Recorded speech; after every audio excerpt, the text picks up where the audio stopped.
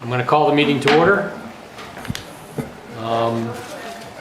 First item of business is to read the Land, Water, and Life Acknowledgement Statement for the Town of Durham. The Town of Durham, New Hampshire wishes to acknowledge the spiritual and physical connection maintained by the Pennacook, Abenaki, and Wabanaki people to Endakina, homeland, Aki, land, Nibi, water, the Lawika, flora, and Awasak, fauna. New Hampshire has been home to these indigenous people for thousands of years.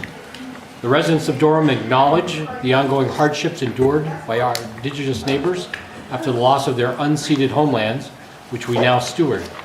And we will work to foster relationships to support the well-being of the indigenous people who carry forward the traditions of their ancestors.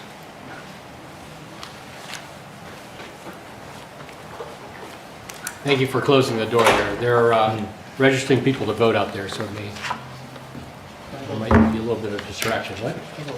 Oh, they're registering, not voting.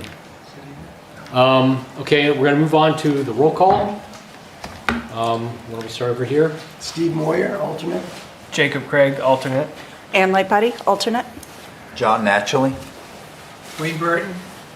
George Trudeau, chair. Michael Barron, town planner, and Aaron Hardy-Hale cannot make it tonight. Nick Lanzer. Neil Slepian. And I'm Richard Kelly. I'm the planning board rep. Okay, and we have 6 regular members here, so I don't think we need to seat any alternates. Is that correct? So one person for Aaron. Either, Jacob, Ann, or Steve. You guys have a preference? I suggest Ann. Suggest Ann. Do you object, Ann? I don't object. Okay, let's- No strong preference. Okay. So Ann Lightbody is seated for Aaron. Has everyone had a chance to look at the agenda? Do I have a motion to approve the agenda as is? I make a motion to approve the agenda. Second? Second. Okay. All those in favor of going with the agenda we currently have? Does anyone have any general public comments they'd like to make to the Conservation Commission? Okay, seeing none, we move on to the land stewardship update. Sarah, I was surprised to see this because I wasn't at the last meeting, but I guess she's moved on. Although she is still going to remain engaged with the Land Stewardship Committee, and they're made a request to us because it's our responsibility to appoint people to that particular working body. And they have requested that we appoint Sarah Callahan as an alternate to the Land Stewardship Committee. Does any discussion about that people have? Yeah. Richard? Thank you. So I think Sarah would be a great candidate for that. Does she live in Durham or Newmarket? Yes. She lives here in Durham. Durham. Great. Super. Would you like a motion on that? Well, Mr. let's see if there are any other comments Sure. here or thoughts. If not, I'm open to a motion. So, Mr. Chairman, I'd like to make a motion that we approve the appointment of Sarah Callahan as an alternate on the Land Stewardship Committee. Do I have a second? I'll gladly second. Nick is seconded. All those in favor of approval of Sarah? All those opposed? That motion carries as well unanimously. Okay, let's move on to the next item, which is the Jackson Laboratories. Wait, Oh, and we- wasn't Ellen Snyder going to speak as part of the land stewardship section as well? Yes, but it's not listed. Oh, right, but that, we agreed to that after the agenda was sent. Oh, okay. I'm sorry. That's all right. So we had, Thank you for I think it catching was Aaron that asked, but Aaron unfortunately had something she had to attend to tonight. And Aaron invited Ellen Snyder to speak to the commission about potential collaboration with the Newmarket Conservation Commission. So why don't you come up, Ellen? I apologize for skipping over you there. No worries. Hi, I'm Ellen Snyder, Chair of the Newmarket Conservation Commission. Nice to be back in Durham. Spent some years here working with you all. Yeah, so we just wanted to share some things we're doing and see if, to invite you to some things or to see if you want to collaborate on some things. The first thing we're organizing is Turtle Fest 2025, May 10th, next May. It's our first, hopefully, annual Turtle Fest. We are have a real interest in turtles, as you all probably do, in terms of their ecology and their populations, which are having some issues with road crossings and roadkill, and we're living among the turtles and they're living among us. So we want to have sort of a celebration about turtles and educate people about turtles. So we have a bunch of things already planned. We have Fish and Game coming to talk about turtle ecology. We have New Hampshire Turtle Rescue that actually helps rescue turtles and repair them if they can and send them back out in the wild. And we have a project in Newmarket on one of our roads, Ash Swamp Road, where we're hoping to get some grants to redo the culvert so that instead of this undersized culvert where turtles can't pass through and fish can't pass through and that floods the road and beaver plug it up, we're going to redo the whole culvert. And so hoping that turtles can then pass through again, and working with our DPW and town engineer and New Hampshire Fish and Game. So fingers crossed that we get that grant. So hopefully we'll be able to share that project at Turtle Fest. We're also working with our library, and they're going to have a Turtle Week, maybe a Turtle Month, and showcase programming and books and stories about turtles at our library and with different groups that they may invite to the library. So we're pretty excited about that, and we invite you to attend. And if you want to, maybe our libraries can collaborate and do something similar during that period. So happy to share more ideas about that, but we're pretty excited about it. And we'll have an afternoon field trip as well as indoor talks and hopefully exhibits and displays. And so if you have, or if there's other groups that you know about that are involved in wetlands or turtles or any kind of ecology related to that, we're excited about having people come and share and display things. So. Ellen, has there been any outreach to Cy Montgomery, the author? No, we haven't. Because she's fairly local and she just wrote the book about turtles. That's a She good would idea. she'd be an interesting draw. Yeah, good idea. That's a really good idea. Thank you. And if you have any other ideas, we welcome them. So continuing on the wetland theme, we have a new member, Jack Angelini, who I think last spring organized Salamander Crossing Brigade. If you haven't heard of those, they came out of, well, I think they're all over, but the Harris Center in Southwest New Hampshire has been doing it for many years, where they train volunteers to go out in spring when when the salamanders and frogs are moving from toward their breeding pools, and they're crossing roads, and a lot of them get killed and run over. So they have volunteers that go out and actually help them across, and they let you know what night that's happening. And so we want to do that over here. So Zach's going to organize it even more under the Conservation Commission umbrella this next spring. And again, we invite you if you're interested in partnering on that, because we sort of share the same wetland complexes and same habitats. So we're happy to share our ideas and programming around that, and welcome you to join. And sort of following along that, we are wrapping up an update to our prime wetlands mapping. I don't know if you have, I can't remember if you have prime wetlands, you don't have them in here. So we, back in 2009, we had our wetlands mapped, so you could do this prime wetland mapping, which you're really identifying your most significant wetlands, really your biggest and most complex, and so that went into our zoning ordinance. And they're pretty old, so that was 2009, and so we're having Mark West come back and updating those because there's new LiDAR mapping. There's just really much better information about where these significant wetlands are, so better boundaries. So that helps us protect the wetlands, but it's also more fair to the landowners because we have much more accurate mapping. So we're wrapping that up. He's wrapping that up. We'll probably do some educational programming around that this spring. But sort of thinking about our next step, which is actually looking at our vernal pools, because that doesn't get captured by prime wetlands mapping, and it really doesn't get captured by any of our wetlands mapping that you can get from Granite, because they tend to be small and not as obvious. And so we're thinking about hiring a consultant to do vernal pool mapping. And that will do one thing. One, we can start to make sure we're conserving those because they're very significant, but it also will tell us where salamanders and frogs are going to migrate from or to, and so that will be helpful for our salamander crossing and all that effort. Again, because we share really the same wetland complexes and the same species and habitats. We're wondering if you would actually be interested in joining us in that effort and going out to a consultant together to do the vernal pool mapping in your town as well as ours. And we're happy to help or to write a grant. I'm thinking that PREPA, which is the Piscataqua River Estuaries Project, has a really great grant program. They funded our prime wetlands mapping that we're wrapping up. And I'm thinking they might be willing to fund something like vernal pool mapping, especially if it's two towns. And you can use it for educational purposes. If you want to incorporate it into zoning, you can, but it's not required, so it could be used for a lot of different purposes.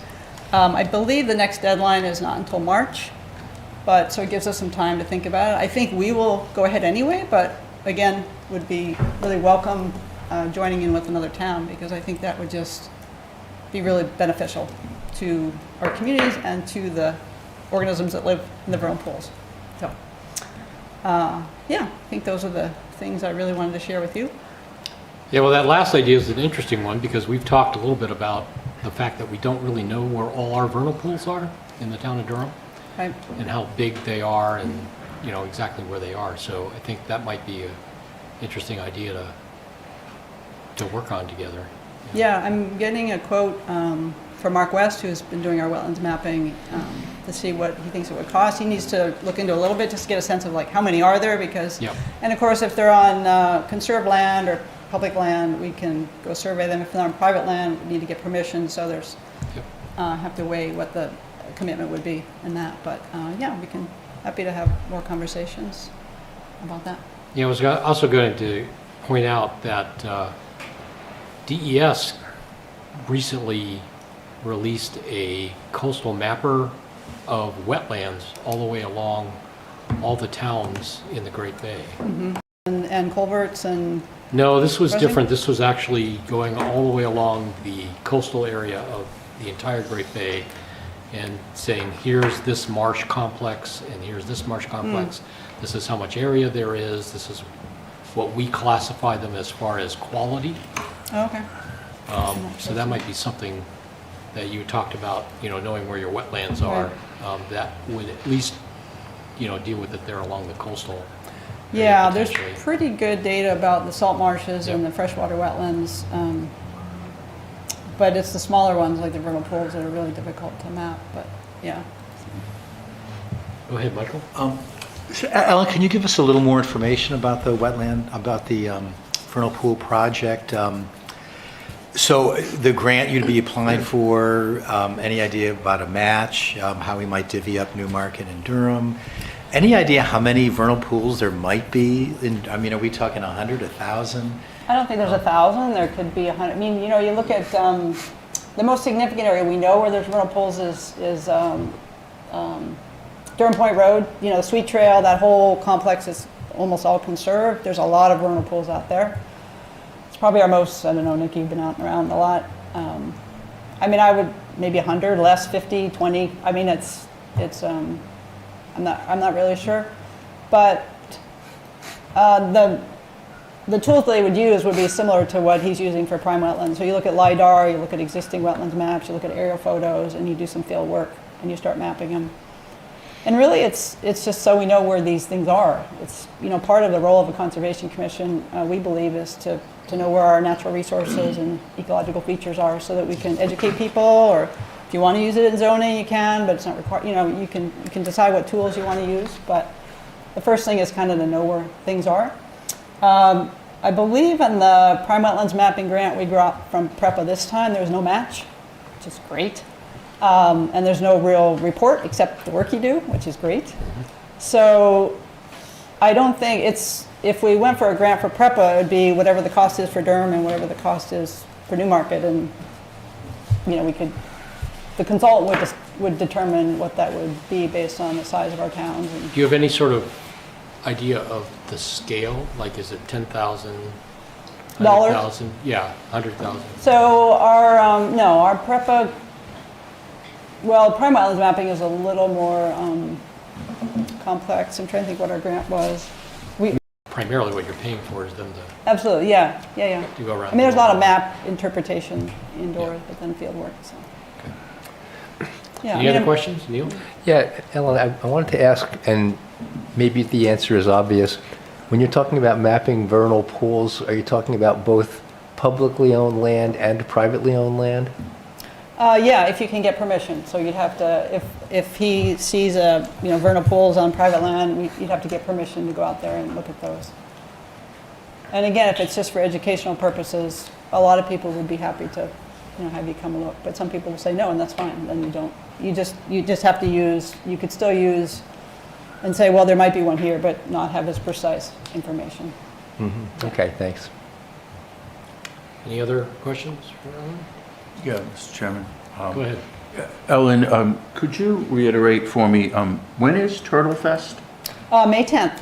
May Day before 10th. Mother's Day, so bring your mother to Turtle Fest and then have breakfast with her on Sunday. That's the plan.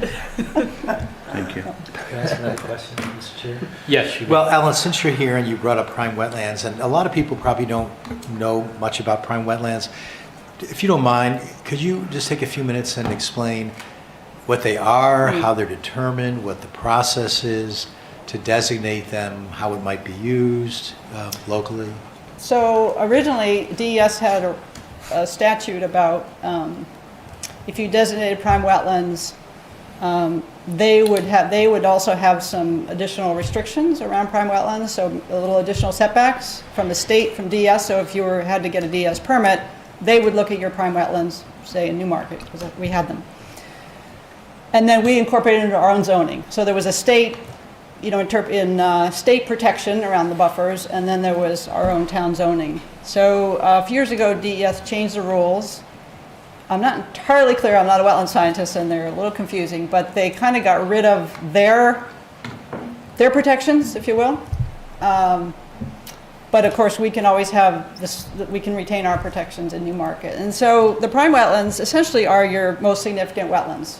So we have, I should know, I should remember how many we have, but we probably have maybe 10 prime wetlands. So you might have a wetland system, and there might be these little fingers off that particular wetland, and so those little fingers may not be part of the prime wetland. You're really designating the most significant parts, and you might have some small wetlands that are like an acre, and those will probably not be prime wetlands. So you're really trying to protect the most significant wetlands because they tend to have the most species and the most habitat. And then you can, so we have I don't remember the zoning off my head, but we have a little bit better buffer protection around prime wetlands than we do around other wetlands. So it gives them just a little bit added protection. And when we did the mapping in 2009, the aerial photos weren't as good. There was no LiDAR. And so, they're pretty good, but this will refine the boundaries a little bit more precisely. So we're still retaining the buffer protections. And it just gives those wetland systems a little bit more protection. Have you found, I don't want to open a can of worms here, have you found that after incorporating those into Newmarket zoning, there have been any kind of unanticipated drawbacks to having that? I know that, I say that because I've come across this in other towns that have come to us, say, to do some improvement to road drainage and things like that, but the road itself runs through a designated prime wetland, and the extra protections conferred by the buffer from the prime wetlands has restricted what sorts of culvert or other drainage or whatever we could do to improve that road, and has definitely kind of created headaches for things that ultimately would serve expressed regrets. Or have there been drawbacks from doing this? No, I don't think we have any, as far as I know, I haven't been involved in the Conservation Commission continuously since 2009 or in the planning department, but I think are you talking about a woods road, not a regular, not a town road? Class 5. Okay, Yeah. so the way Mark did ours is, there's never a prime wetland that crosses the road. So if it's on one side of the road, it's a wetland, prime wetland. If it's on the other, it's another. So they're separate. But the buffer itself may encompass a road. Yeah, I don't think it's come up, or maybe we just, aren't, I don't know, maybe we're not paying attention to that level of activity. What we are, one thing that someone raised at our meeting, who's on the planning board too, is when you have a buffer, this is sort of a, yeah, I know you guys I think you guys are talking about buffers, but it's an interesting question. So if you have a buffer, doesn't matter if it's prime wetland or just regular wetland. So you have a buffer, you're not supposed to disturb the buffer, right? You're not supposed to build in the buffer, that's the point. But if someone can build up to the buffer, how do they actually get their equipment and their people and the materials to build that structure without disturbing the buffer? I mean, you can't build a building without being back there and literally working on the building. And so the question came up, should we have a building setback from the buffer? We haven't, that's as far as we've gotten, raising the question, but it's an interesting question. I think it makes more sense for prime wetlands because those are the most significant ones. I don't know if you could do it for every wetland, but that's what we're here for. This is what we do as conservation commissions, to talk about these things. So, don't have an answer for you, but I don't know that it's come up for us. But I think they've been used to, we've done a lot of land conservation, and as you've had partners do that in Durham, and I think they've been really helpful to support land conservation. Well, I think this has been a very Yeah. interesting and productive Thank you. conversation. It's nice to see. I just wanted to ask, your point of contact is Aaron? Yeah, I think so. Okay. I sent an email to both of you Yeah. two together, so Okay. you could also probably Yeah. contact I Ellen haven't met Aaron directly. yet, so, sorry she's not here, Okay. but no, I Okay. understand. So Yeah. I'm just trying to make, I can't even remember the name of this. Discover Durham Trails. Discover Durham Trails, and we're sponsoring another one on Lichen November 10th. Everyone should go. Ellen's was fabulous earlier this month.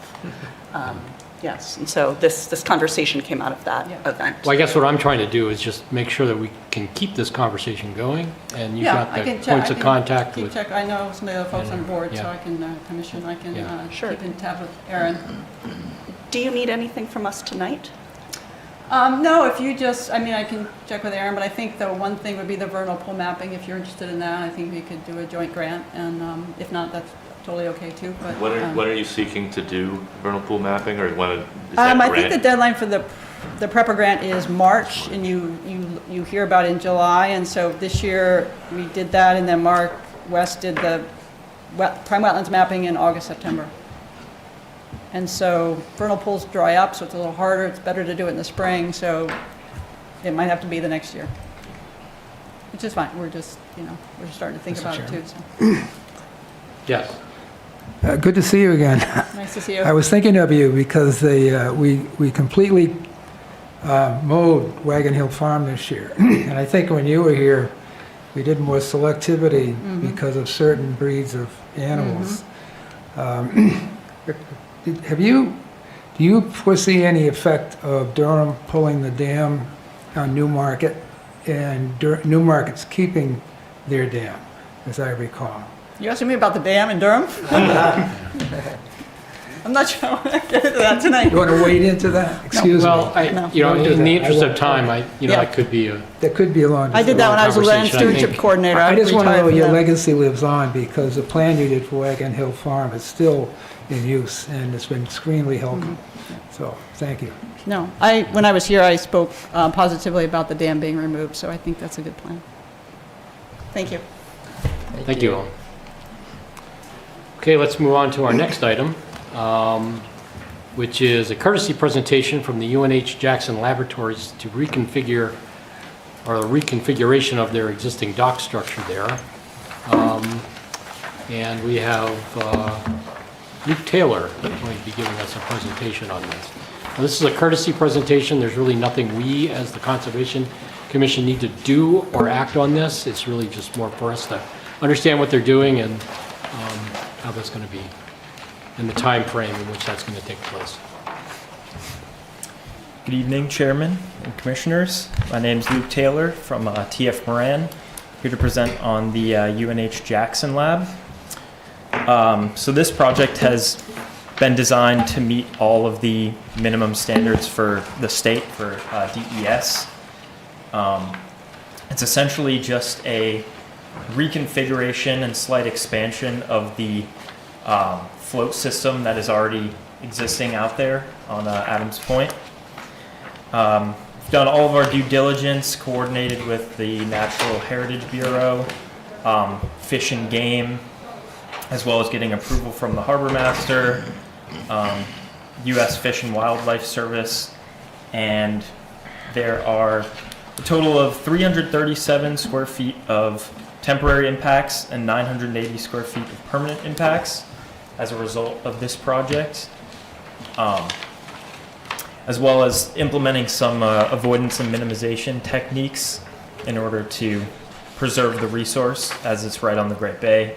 And we recognize that these tidal wetlands are extremely important.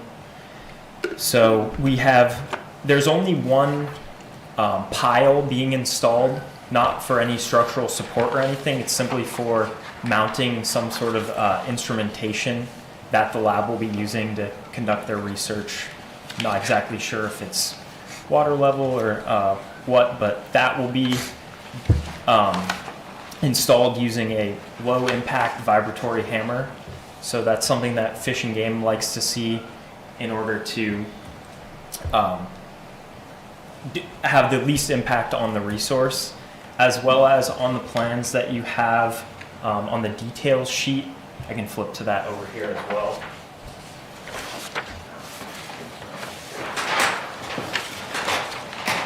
We've also developed this thing along with the marine contractors called the turbidity sleeve.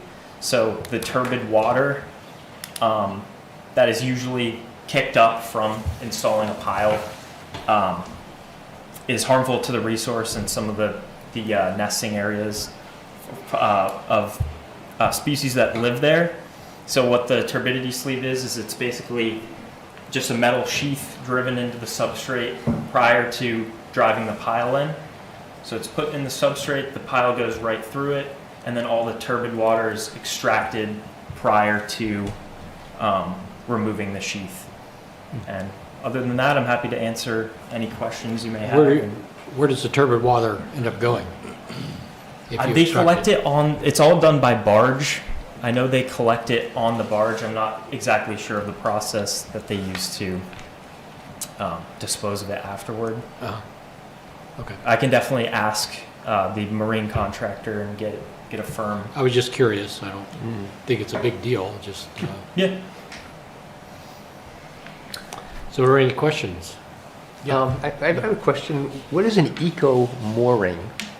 Yeah, so the eco moorings are, instead of just like a standard heavy chain link chain, it's a tether that's more buoyant. So it'll basically attach to it's a concrete mooring that will be laid on the substrate and then attached with this buoyant tether so it doesn't drag along the substrate of the resource and kick up a lot of sediment, kind of just floats there. Okay, thank you. Any other questions? Luke, comments? Yes, Mr. Chairman. So, Go ahead, Richard. when's the lab hope to do the project? It is dependent on when we hear back from the state and they get all of their approvals in order. So this was submitted a few weeks ago. The state has 60 days to review it, and then I believe that they hope to do it probably by early next year. But again, it's all on the marine contractor when they have availability to do it as well. So we're just doing the permitting aspect of it, and then the construction will be done by Riverside and Pickering marine contractors. Don't they usually pull their docks in the winter to avoid ice damage, or? They do, but with the vibratory hammer, and especially on that area of the Great Bay, they've been able to get by with doing some of their docks later in the season, because of, well, especially in a tidal resource, they don't have to worry as much about freezing. If they have an opportunity, they're able to get out there and do it. Okay. Is all of the work going to be done from the water, from a barge? There's Yep. not going to be any land deployment? No, there's or- no machinery. No access is needed through through upland portions, through the wetland. It's all done by barge, and they'll just pull the old dock out, push it back, and install the new one. Okay. Any other questions or comments? All right, well, thank you, Luke. Yeah, thank you. Thank you. Good luck with the project. Thanks.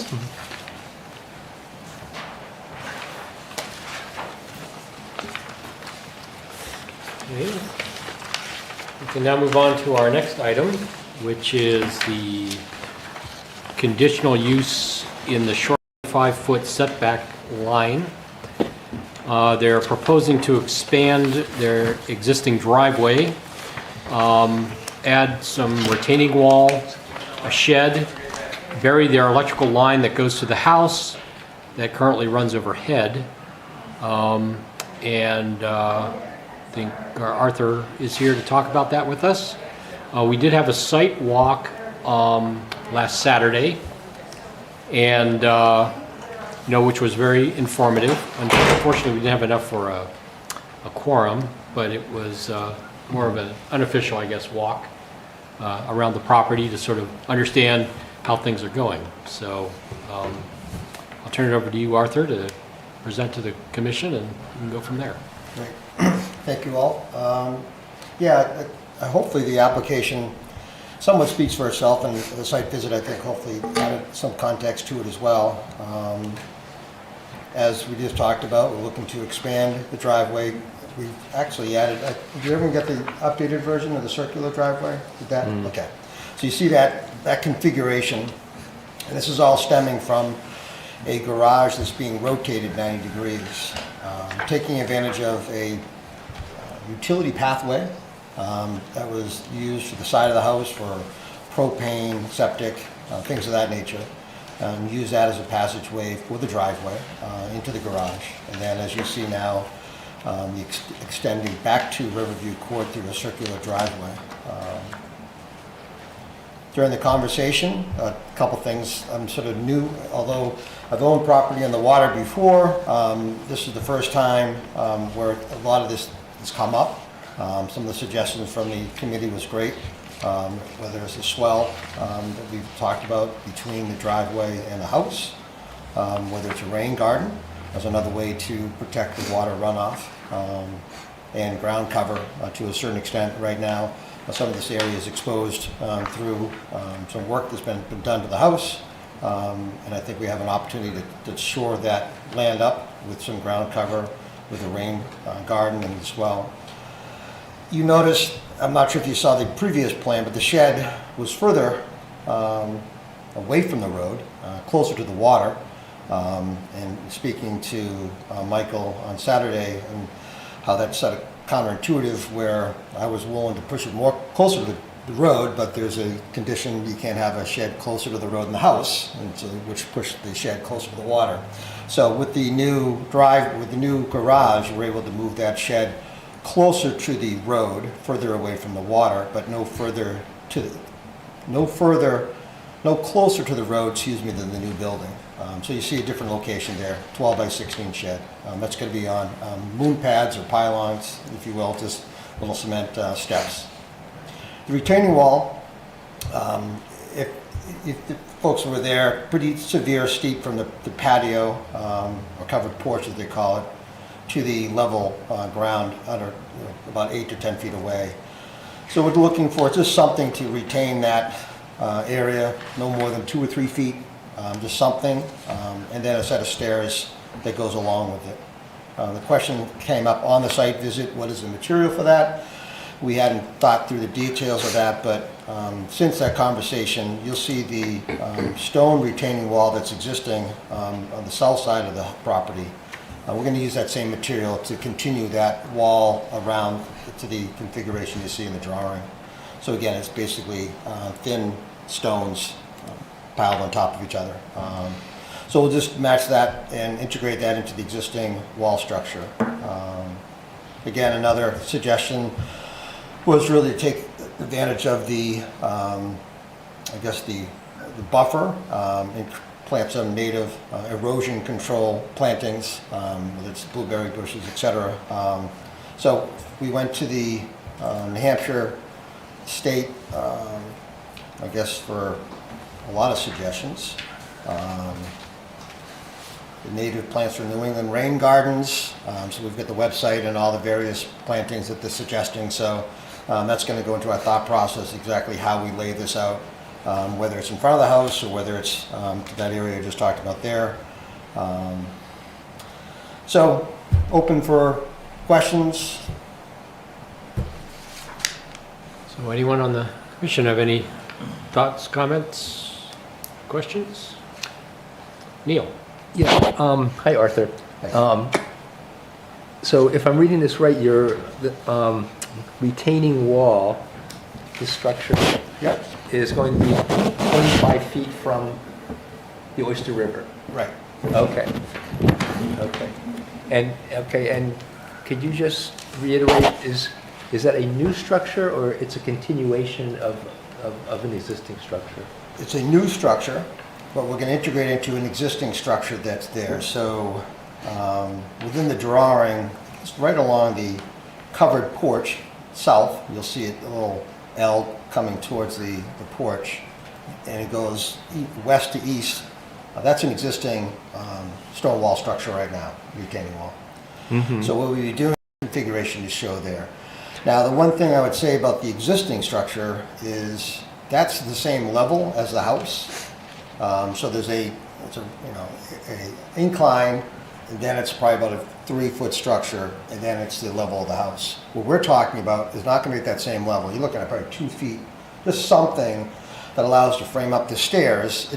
To be honest with you, the retaining wall is really not that important to us. The set of stairs is probably the most important, but it seems natural that you would have a little bit of a retaining wall along with those stairs. So yeah, it's a new structure, to answer your question. Okay, and then what is on top of the retaining wall? What is the retaining wall retaining? Is it going to be lawn or it's going to be plantings that you had It would talked be about? plantings, yes. Ground cover most likely. We're looking at, it's a nice view of the water. We wouldn't want, big trees, if you will, but some type of ground cover or, 1 or 2 foot plantings. Yeah, right now there's nothing.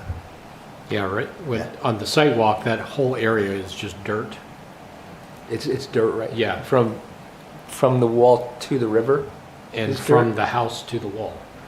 Oh, There's from the not- house, from the there's house to really the no wall? Well, from the ground house cover to the there. wall is mostly a porch. Yeah, that's right. Oh, Right, but from the porch to But the... between the porch and, Retaining. it drops off, there's just dirt there. Yeah. And so On a without steep the, dirt. yeah, so Sand without the and retaining gravel, wall, yeah. any water that would run off that porch would then wash down across there, particularly if it was heavy rain. So I think oh, that would help prevent, sediment from eroding away. I see. And then are there going to be plantings from the wall down to the river? Because is that currently all dirt, you said? Well, it's now covered with wood chips. Right. Yeah. There'll be a combination. Some of that area will probably remain wood chips. As you get closer to the edge of the water, yes, that's kind of the native erosion control plantings we'd have there. So maybe 2 or 3 feet from the edge. And then you'd probably have, I'm guessing, 8 to 10 feet of clear area. And then you'd have that retaining wall up to the patio or the porch. I see. It's a fairly decent sized area. Would we have a bush or 2 there? Sure. But yeah, that'd be along the edge and above the retaining wall, majority of the plantings. Okay. May I ask one more question? Mr. Yes, you may. Chairman? Okay, so there was first the plan, I'm talking about the driveway now. Right. For for just one cut, and I don't know what you'd call that type of driveway, but Yeah. the first plan, and then there was a second plan for the circular driveway.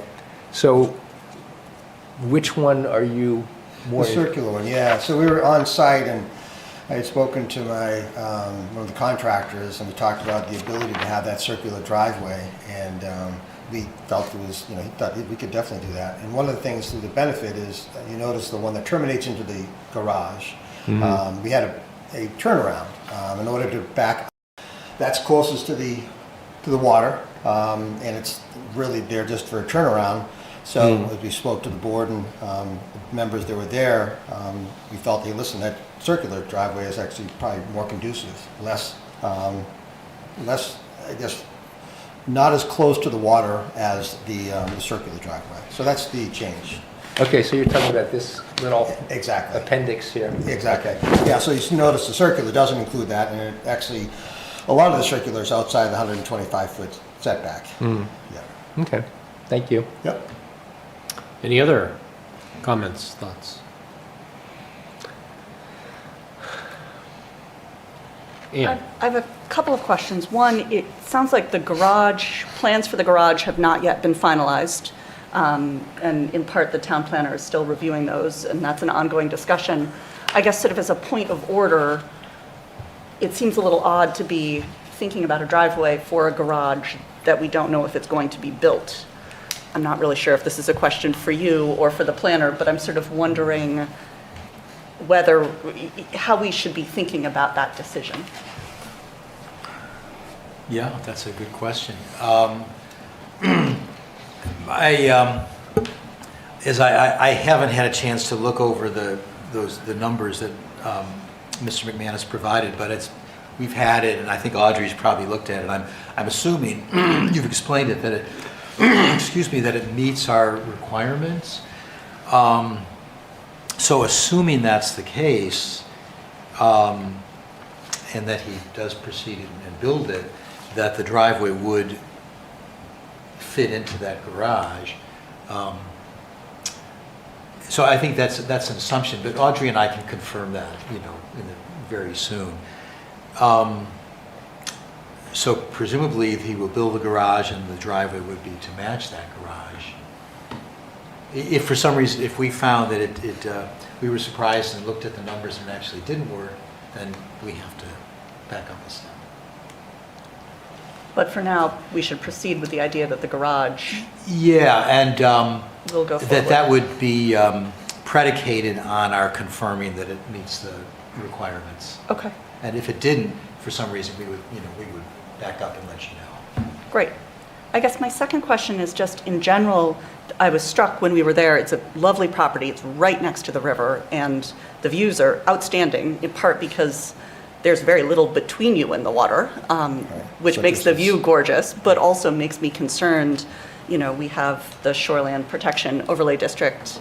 Currently, we're thinking about revising it, but all of that is predicated on trying to provide visual and erosion and water quality buffers to the bay. And we had some good discussion on Saturday about that, and it seems like you're still thinking about aspects of it, which is terrific. Both of these plans have a large driveway. The contour lines are such that all the runoff from the driveway, maybe from the house, unless there's some, rain garden or gutter, it's all going to just drain right into the oyster. And so I guess just the specifics of exactly what the landscaping and the stormwater management plan would be seem to still great progress, good trajectory, but not quite there yet. So I was sort of wondering what your thoughts were for finishing that process, whether you were planning on talking to a landscaper, coming up with specific plans, like what that was going to look like. Yes, I guess this is all a process, right? To a certain extent, get directional approval. Hey, listen, seems to be the right direction. And again, I think the conversation on Saturday and some of the revisions I had here were based on that conversation. Yes, I do plan on talking to a landscaper. I would actually like to lean on you folks as well for guidance on what you would suggest. So I don't see this as something, hey, listen, Arthur's going to go in the corner, pick out a couple plants and put in there. No, we're looking to take some professional advice and guidance, when the time comes. And I guess we're close to that now. And if the assumption is, hey, listen, right now we're moving in this direction where the town seems to be okay with what we have, that's when I would say, okay, this is the time to get into the details as far as what that plan looks like. We're willing to invest in the protection of that runoff. And I think we have kind of an open, clean slate based on what we have to do the swale and to do the rain garden, and we're happy to do that. My wife's already started down that process to look at those plants, but we just haven't identified specifically, this is the type of plant, this is the area, this the square footage we're talking about. That's why we just put those directional comments in there, ground cover. I know Michael mentioned the visual buffer as well. I think we have an opportunity to put that down there in a couple different places. But if you ask me today, what is that plant that's going to cause that visual buffer? I just don't know at this point.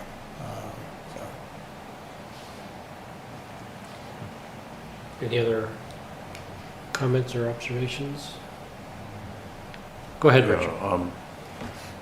Normally, we would see a much more detailed engineering plan than what we currently have before us. I don't know if there has been any discussions with Michael, but you'll be in front of the planning board as well, right? Has there been any discussions regarding what we're seeing here? Well, the plan has been in flux, as you can see. Sure. And I think we talked about this at the site walk, that there's a number of details that would be helpful to have fleshed out. Design, location of a rain garden or swale, plantings. Erosion control, temporary erosion control. Right. Because to understand, sir, you're proposing an extension of a wall, which is along, I guess it would be the west end of the house. Right. Of the existing house. But then the big improvement is really on the north side of the house, consisting of an expansion of a living area and the garage. Right. Will that living area have a basement? A crawl space, a 4 foot. 5 foot, 4 or 5 foot? Yeah. Yep. So, And that's the plan that Michael's talking about there, the provision in there for an expansion of 15% of the physical coverage, footprint of the building, and the mathematics for that. And that's the numbers that I submitted to Michael. And there's a living area expansion, which is 30%, which you well believe. So those drawings, the footprint is going to be what the footprint is.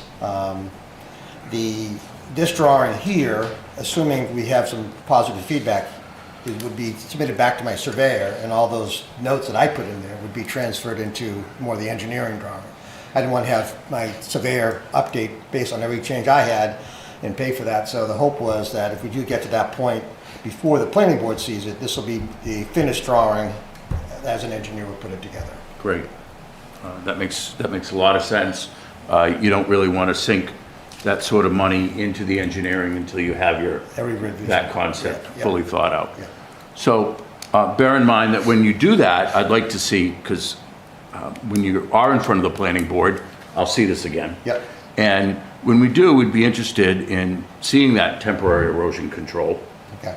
sediment and erosion control, as well as really defining where that's going to be placed there, because I'm assuming that you're hiring a contractor to do all this work. Mm-hmm. Yeah.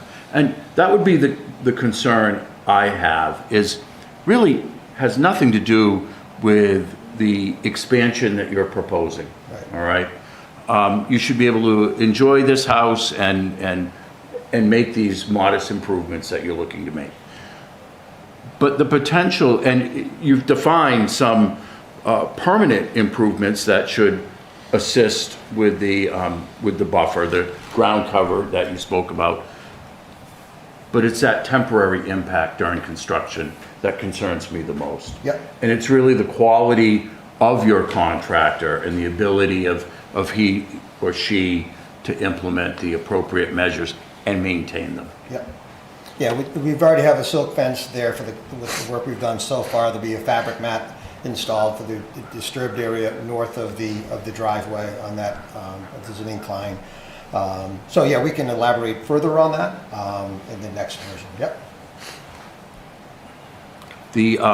Any sort of laydown areas that your contractor might require for materials, whether it be stone or whether the soil itself from the excavation of the living area, whether that's going directly into a dump truck and being hauled off, whether it's going to be used on site, some area outside of the buffer, for instance. those are the sorts of details that we'd probably like to see. That's good to know, yep, Thank you. yep. Yeah, since it sounds to me like you're looking for feedback on your approach here, I would just make a couple observations. One is, I'm glad to see that the swale and or rain garden are included as options here. I think that's great. Regarding the rain garden, I would want you to make sure that you hired a really competent contractor to put that in, Okay. because those are not necessarily just a straightforward thing all the time. I mean, the person really has to know what they're doing in excavating, how they're going to put in the, as Ann pointed out, they hold water. So there has to be sort of a gravel area where that water can then lay, and then eventually that will absorb into the soil or be taken up by the plants, that sort of thing, and that it's scaled appropriately so that you're not overpaying having something that's huge, Yeah. but at the same time is going to be very efficient at providing the type of runoff erosion control that you're looking for there. Again, probably something we can talk offline, but typically, what is a typical size of a rain garden? Right now, we're looking at pretty close to, I'm guessing, 40 feet of frontage between the house and the driveway. Is that an area that would be all rain garden, or? I'm not an expert Yep, on yep. putting those in, but that's why I point this Right, out, is yeah. that you really need to have a professional that knows how to look at that and say, Sure. this is the size you need Right. to provide this level of Good. water runoff control, that sort of thing. Perfect. And also making sure that you get the right plants and things like that are easily, it will take a little bit of maintenance, I think. Sure. But, I think if you have the right plants, I've seen them, they can look really, really nice. Cool, yeah. Yep. And they can provide habitat for insects and birds and all that sort of thing. So there's additional to that. That'd be great. The other observation I would have is I noticed that there's like the 6-foot slope that goes from the river up to the base of, in general, I was thinking, we are in an area, an era of sea level rise, and when you get a big storm, if the winds push in the right direction, it can actually erode that area. And in fact, we have a project going on near Wagon Hill Farm, which is actually looking to actually create some sort of a buffer there to prevent that erosion from getting worse, at least along Wagon Hill Farm area. Yeah, take my And so- dog out there. Whereabouts in Wagon Hill Farm are they doing that? Straight down the trail and a little to the right. Okay. Yeah. Where the big logs are, from the tree that, the big Yes. logs, the Well, tree it's that, tiered Yep. with levels of fill and grass to hold it in place. Okay. The project is going to cut the overhang over so the sun can get at the shoreline, right, so that the yeah. vegetation will grow and then hold it in place. That's So whereabouts are you talking south of the house? Well, I'm talking, yeah, it's on the south, South side, yeah? the south side where it goes along here. Right. Don't think that this necessarily needs to be addressed at this point, but Yeah, just it's from just- your own thinking about this, if one of the reasons they're doing this at Wagon Hill Farm is because during storm events, water comes in and undercuts the trees that are there, and then they end up falling into the river. Yeah, And then that just, then you lose a little bit more land, Right, that right. sort of thing. And so that's just something you should be aware of, that there is that potential to happen. And I don't know what the right solution is or if there is one, but that might be something you might want to look at as you're looking at all these things and say, well, if I want to protect this in the long run, that's maybe something I especially should on address. the north side of the river. That's where most of the erosion has Yeah. happened. But it's been attributed a lot to turbulence created by boat wakes and others washing into that area. But the good news is the project is working. Right. It's really holding in place. If you go right up the hill and you walk right down the trail, you'll see it in see it front there, of you. okay. There's a big board showing how we did it. And now, because it's been successful, we're going to go all the way along the shoreline almost to the end of the property. Right. When are you hoping to do the work? I'd love, the idea originally was sometime in the next couple months to start the excavation for the garage.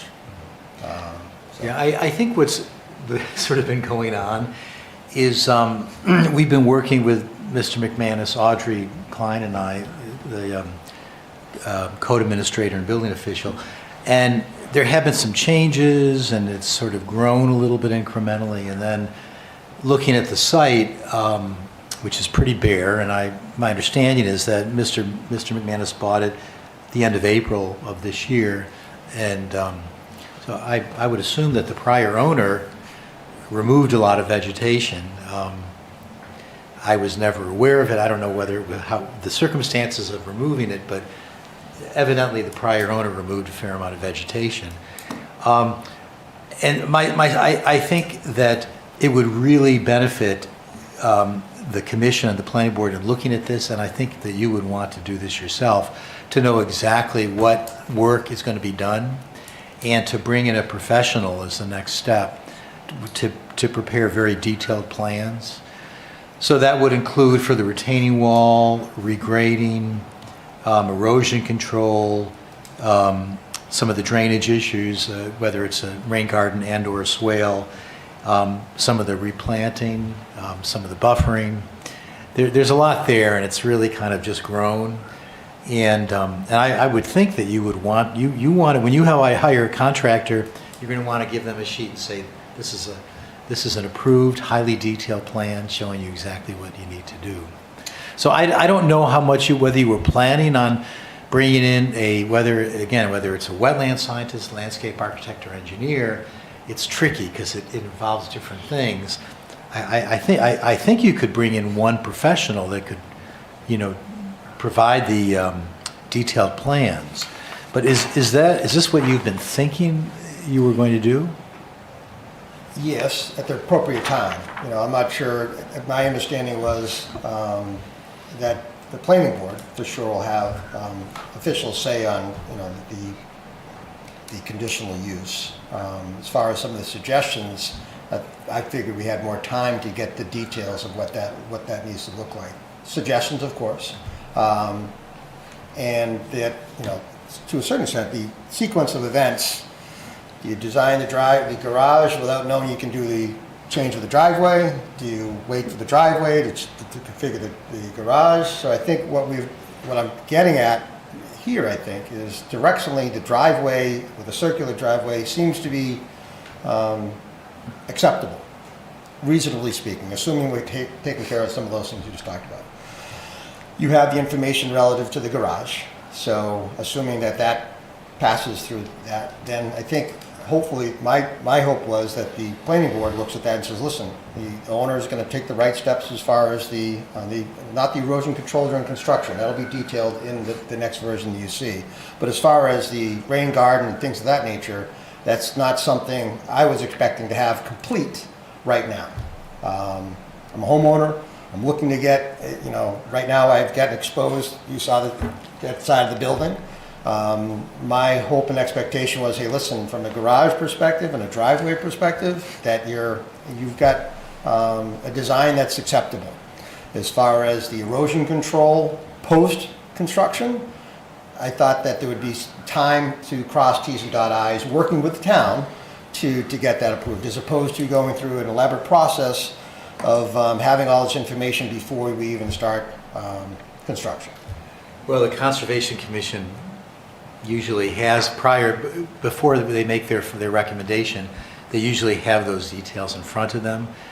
There can be, my observation of the commission, and I don't want me to speak for the commission, but in my experience, the commission doesn't make their recommendation until they're quite clear about what's proposed. There might be a couple particular details that they defer to the planning board with some guidance.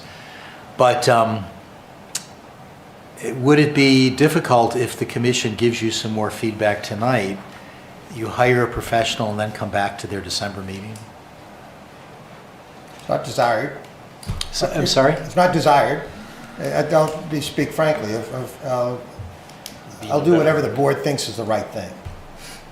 However, I think based on the conversation, two of the board members there on Saturday, I think there seems to be enough guidance from the Conservation Committee that I've incorporated into the drawings. And, I think I'm hopefully expressing the dedication to make that happen, all these things to make them happen without necessarily having T's crossed and I's dotted at this point.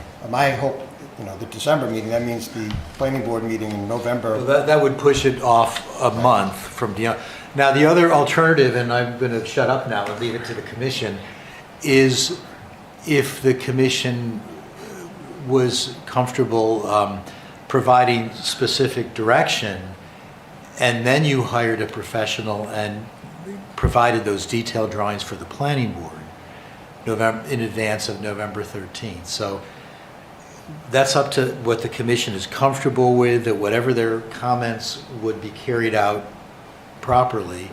And at this point, I will shut up and leave it to the commission to provide whatever guidance they think is appropriate. So I would like to hear from the commissioners, their thoughts on whether or not they feel comfortable with what's been provided so far to provide, a definitive thumbs up or thumbs down type of vote on this sort of what's being proposed here. I mean, because I'm sort of, I really understand what you're trying to do here, but there's very little detail regarding the scale and scope of some of the ideas that have been put down here, like the size of the swale, the size of the rain garden, their exact locations, the type of plantings that you're going to be putting in. It's very clear what you're doing with the retaining wall, and that's very good. But I just sort of feel like, I don't know if people feel that they have enough information to say yes or no, or make a recommendation to the planning board, because that's essentially what we're doing, as to whether or not they're the conservation things that are being put in here are adequate to what is being proposed as far as the amount of alteration that's being made to the property. So go ahead, John.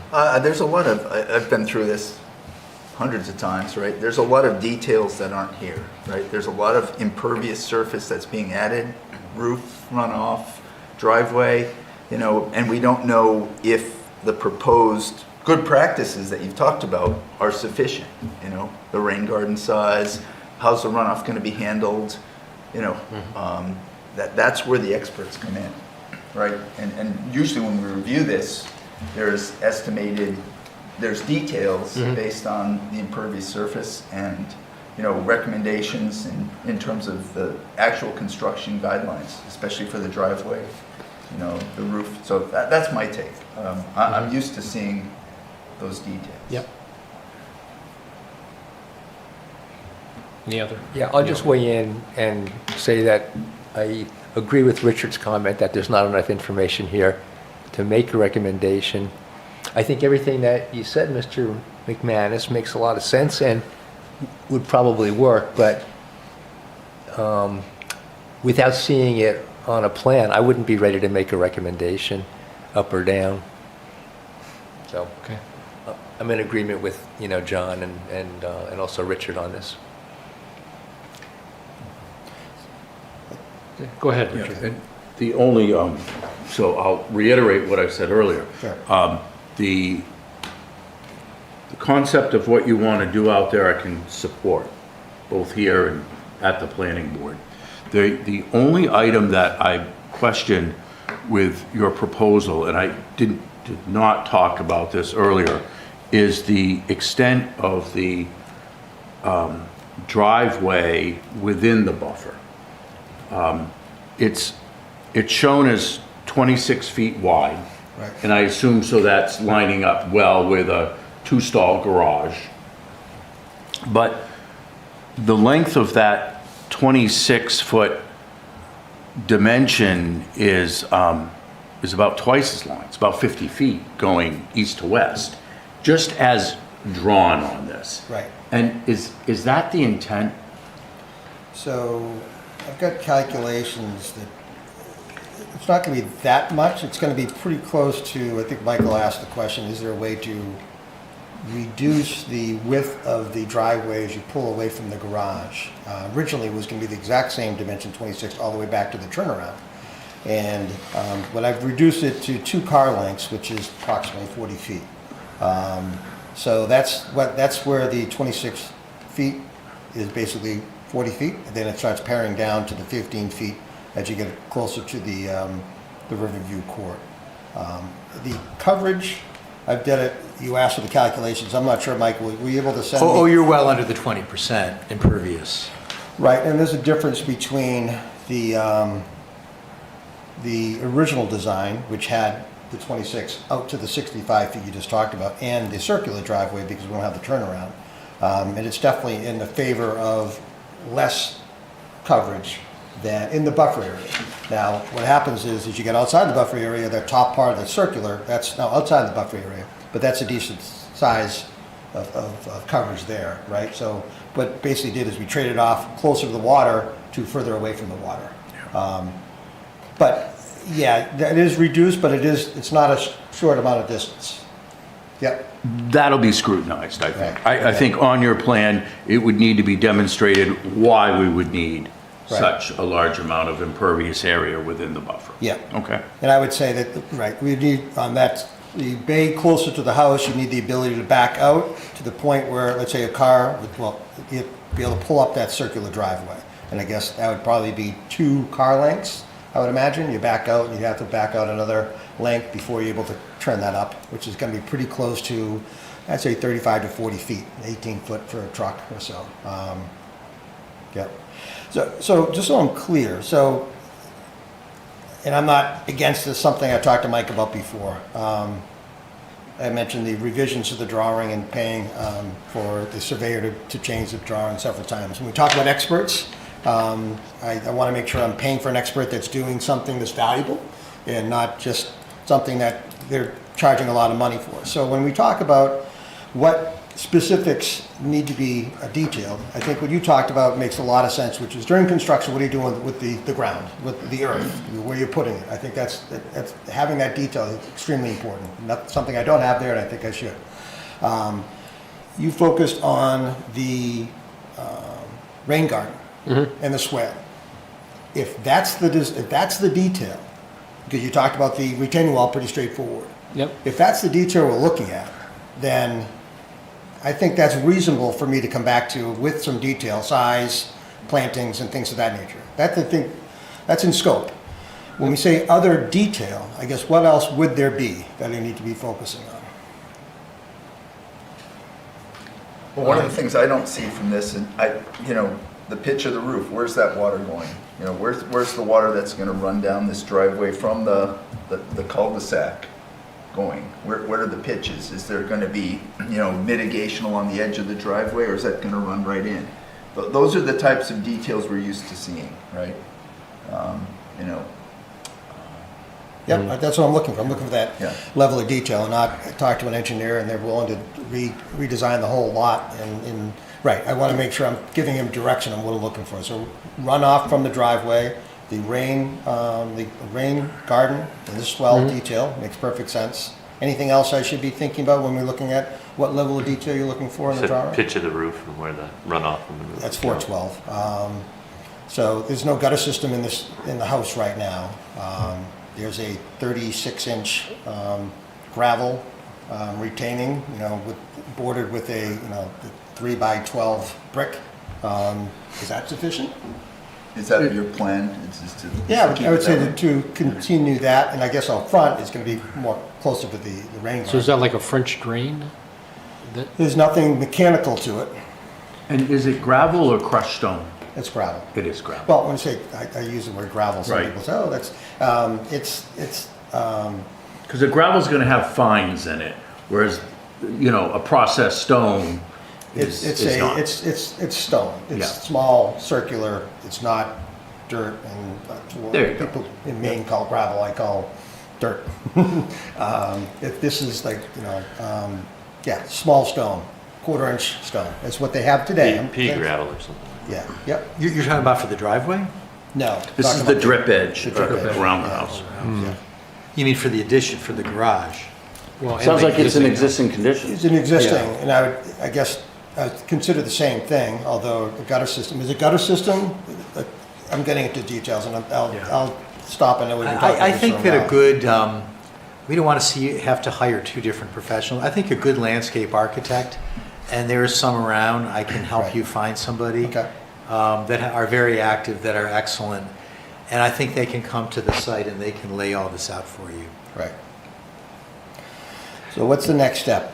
I understand that that's on me, the construction, as well as some of the details that we just talked about. I guess, Michael, we'll talk offline whether that's something that can be done. Well, I guess the question to the board is there's no recommendation until such time, and then with that, there is no meeting with the planning board on the 13th? Well, you are scheduled for a meeting and a public hearing, and that's going ahead. But I'm hearing, I think the commission's going to want more details. So you can present, have the hearing on the 13th with the planning board, and I would recommend coming back to the December Conservation Commission meeting with a very detailed drawing. Now that you have a lot of feedback, I think your landscape architect can prepare good detailed plans, whether that's before or after the 13th. Come back here in December, and then the board will probably continue you to the second Wednesday in January. Why not November? Yeah, Do I was we going to have ask the same thing. Oh. Our next meeting is November 25th, Oh, for the commission? yes. Yeah. So... This is not November yet. We're in October. Oh, I'm sorry, what am You I... keep saying So- December, Wait, no. so- All right, so you come back here to your November meeting, Yeah. still present to the planning board November 13th, and then come back for hopefully final review by the planning board on December 11th. So why would I present on November 13th? We could postpone that. Right, I would imagine they're going to say, have you got the... You could just do that, you could Right. postpone it, but the advantage, it's already on there, the advantage is, and maybe it's a short discussion, is, so you don't want to, you can cancel it, but you don't want the planning board's main look to be December 11th, and then they say, we need more information. So I would keep that date on the 13th. Okay. Have the hearing and tell the planning board the situation, and hopefully that'll set them up to take final action on December 11th. Okay, we can talk offline about that, but, so the 25th is what we're looking at next time for the commission. So is that your, Yep. that's your next That's, meeting? yeah, that's in the agenda. Yeah, So. yeah. And I think your professional landscape architect can pull all this together for you at Okay. this point. But the question now for the commission is, what guidance do you want to give Mr. McManus? And the key question is, circular driveway or one access point? And I noted, I sent a note to the commission today after the hearing. The neighbor to the northwest, Mr. Edibari, spoke to me after the meeting. He was very nice. He just wanted to ask me about the situation with the driveway. So talking with him, the advantage of the circular driveway is you have less asphalt close to the water, and you're moving it up to the, further away and into the cul-de-sac. The advantage of having just the one entrance is the existing asphalt that's in that the existing driveway, I'm assuming would be reclaimed, could be pulled out, replanted, and that runoff goes straight down that driveway. And something else that's not an environmental issue is there'd only be one access onto the cul-de-sac, wouldn't be as close to one of the neighbors. Is that in your purview? Something, you certainly can think about. So I don't know if you can guide him, but I know Mr. McManus would like to have one design and not, whether that's a circular driveway or just the driveway, on the right easterly side. If you're able to provide guidance, that would be helpful tonight. Have you considered doing the western side of the circle unpaved as gravel?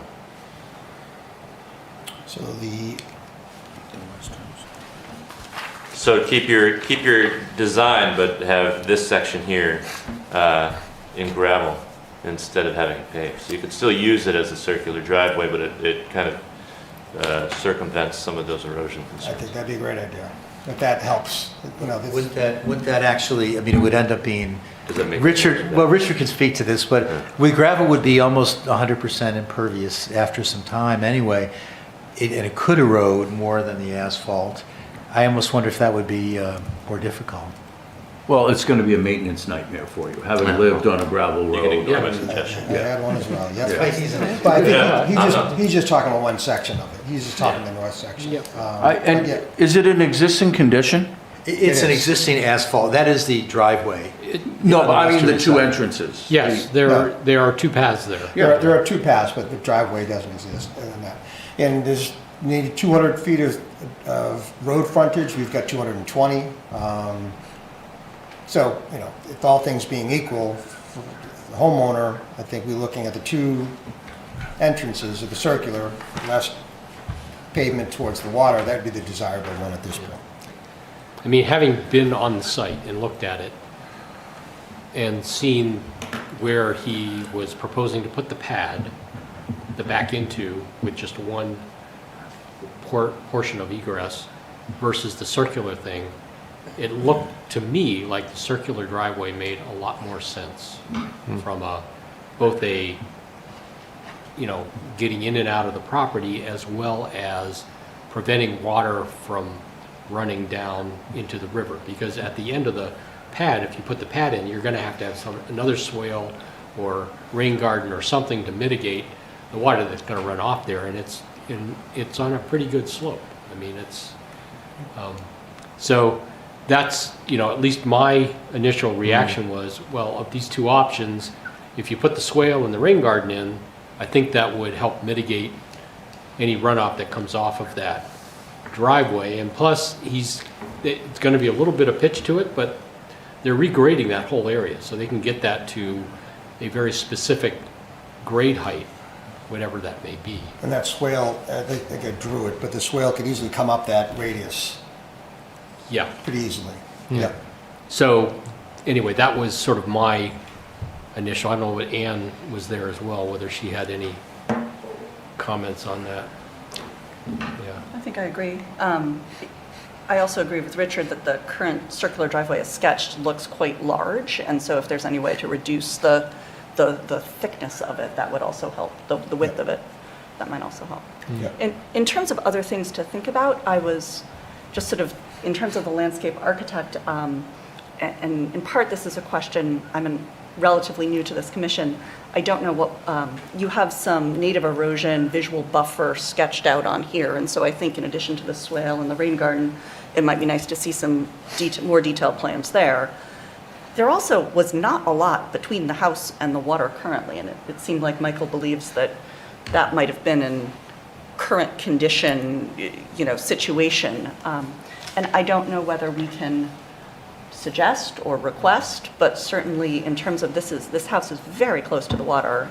Any, you know, water off of the existing roof there's not a lot between it and the river, so anything that could be done to help with that sort of existing issue would make, you know, I know that you didn't, but you've inherited this issue, and so if there's a way, if you're talking to a landscape architect, if there's a way to do that, I think it would make your house more storm resistant, and also would provide some of that buffer I from would imagine the river. landscape architects I'm speaking to will most likely have an opinion about that as well, and I agree, and most likely have some suggestions, so. And, you know, the thing is to keep the erosion from eating away at your, you know, That's- so anything you can do there that's going to be in your best interest in the long run. No doubt. If I'm not looking to avoid something that's obvious is the right thing for the house. Yep.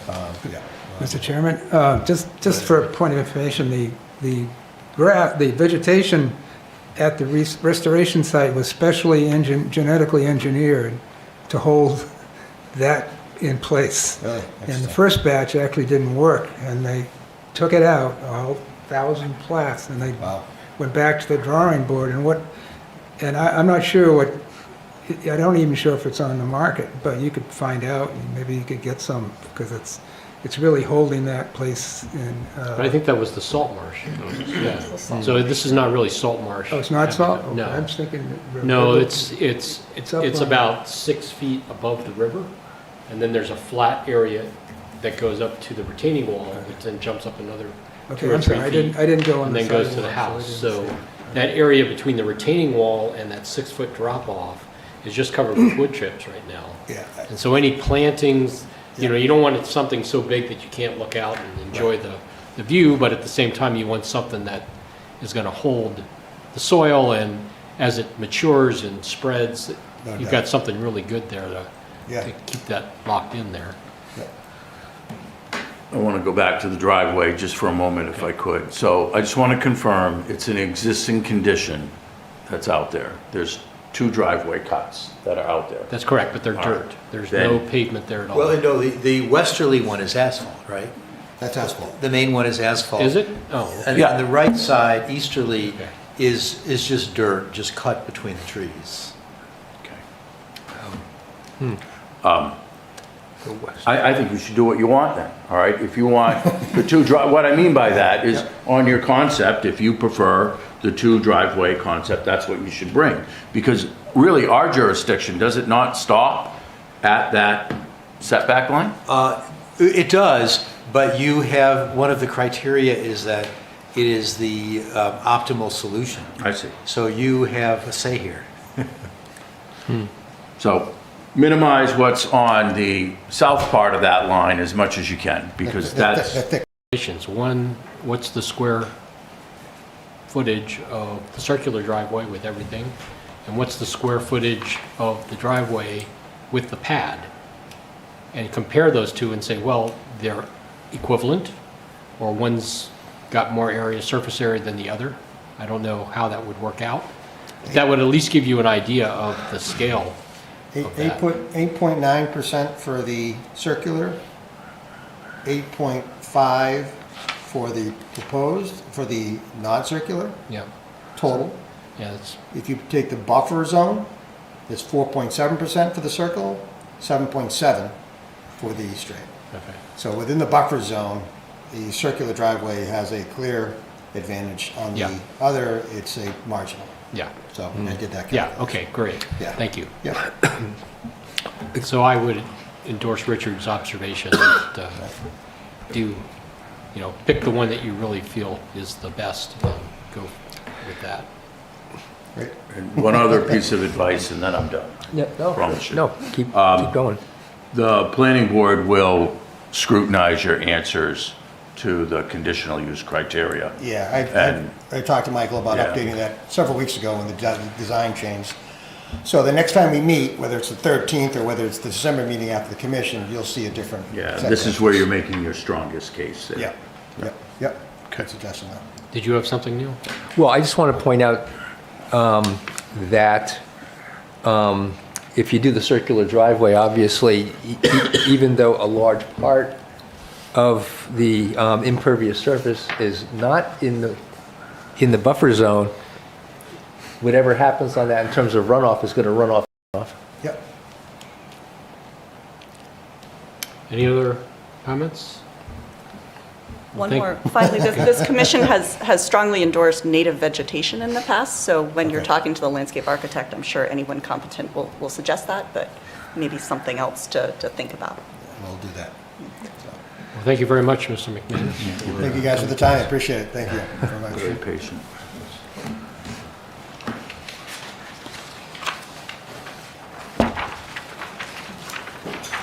Okay, moving on. The next order of business is the Wetland and Shoreland Overlay District zoning amendment. Neil and I missed your last meeting, but I did have a chance to read the minutes. And Neil and I talked briefly before the meeting started and thought that with the commissioners' input, that maybe what we should do is, there were a few things that seem to be still hanging out there undecided from the last discussion.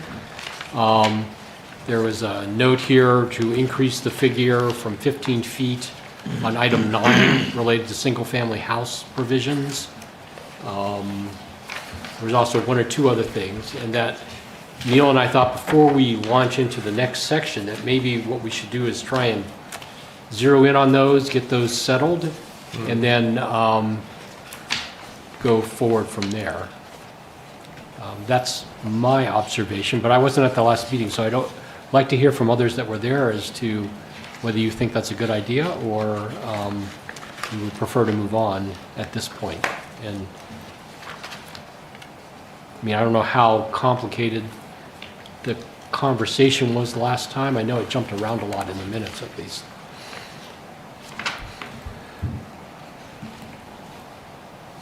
I mean, if I don't hear otherwise, maybe Neil can look at those things that were left hanging from the last conversations you had, the commission had, and we can move forward from there. Okay, thank you, Mr. Chairman. And also thanks to everybody who made the comments at, the last meeting and helped to move it forward. So what I was concerned about were a couple of the comments that Michael had called out in green as they seem to be kind of loose ends that it seemed that we should tie up before we move on. That was point number one. And then number two was the discussion that's been going back and forth about forestry, which, Nick weighed in on. And, Michael pointed out an inconsistency between, let's see, it was in 175-61C, agricultural activity, where we have the 12, oh no, actually it's, I'm sorry. It's in 175-60. Okay, I am getting a little bit bogged down here, so just give me a sec to find my place. And Michael, you can feel free to jump in as well after you go to the bathroom. Okay, so, it was under 175-61A on page 6, where, and when we go to permitted use A, number 7, where it says forestry is permitted. So under permitted use A, there's no commission input or review that's needed. But that seems inconsistent with what we're saying on page 6, 3 and 4, where we're kind of dictating that, no trees over 6 inches in diameter under number 3, and under number 4, not more than 50% of the total number of trees. So on the one hand, we're dictating what should be done. Right. On the other hand, we're saying, you can just go ahead with forestry without any input from the commission. So I'll jump, may I jump in? Do. Yep. My first thought on this is that the distinction needs to be made between forestry as some would define it, an agricultural practice of growing, maintaining, perpetuating forest, and the maintenance of trees near infrastructure. I mean, these to me are two very separate ideas. Forestry, as carried out by a licensed forester, may sometimes kind of tangentially include those kind of landscape maintenance items, but forestry as the term really refers to the growing perpetuation of forest in observation of forest ecology and other things like that. That seems to me different than some of the stipulations under that 175-61A, 3 and 4. I mean, those seem much more pertinent to, that seems like guidance that would be more pertinent to things within the buffer near houses, driveways, power lines, that sort of thing. Okay, Yeah, so, excuse me, can I just make one point in response to your comment? So are you saying that 3 and 4 under native and naturalized vegetation don't count as forestry? I would say that unless it is a large enough area that you could consider many aspects of forestry. So I'm considering regeneration of new trees. I'm considering crown spacing of trees. I'm considering wildlife habitat, water considerations. These sorts of things together constitute kind of the forestry look at it. A lot of these other things seem like guidance within the buffer for, like I said, relative distance to houses and things of hazard nature or even view nature, things like that. Am I interpreting things as intended? No, I think you're right. I mean, from the subcommittee's perspective, at least what I took from this was that the purpose of 3 and 4 under 175-61 was to prevent people from going out and just raising all the vegetation in the 125-foot buffer area so they would have a view shed down into the bay or onto the river, or essentially prevent them from on their property from just wiping out all the vegetation just so that they had some sort of a view or something, without taking into account the ecological benefit of what's there. And so, the intent here was to give people a little bit of flexibility, say, well, if there's stuff that, I would like to remove this tree and that one and this one for whatever purpose, safety, whatever, although safety seems to be sort of, if it's dangerous, it can be removed. No one's going to stand in your way on that. Whereas I agree with you, forestry is a very different large-scale operational type thing, where this is really meant more for at the property level of dealing with things. Right. And some people may have large properties with plenty of good intact forest within the buffer because of its proximity to wetland or, somewhere in the jurisdiction. And that I would still consider, I feel like the absence of good forestry practices where warranted could actually be to the detriment of the environment. If you're not tackling invasive species, or you've got a lack of new trees coming in where they would be replacing things that are dying or falling over. There's a variety of reasons that good forestry practices could actually benefit the overall ecosystem within the buffer. And I was just going to say, we tried to address that in D with a very simple statement that any forestry activity within the WSID shall be conducted in accordance with the Basal Area Law, RSA 227J9, and shall follow best forest management practices, see the appendix. And then there was the back and forth on the timber operation stuff. So it wasn't, is the intent to replace what's in D with this and leave 3 and 4 alone?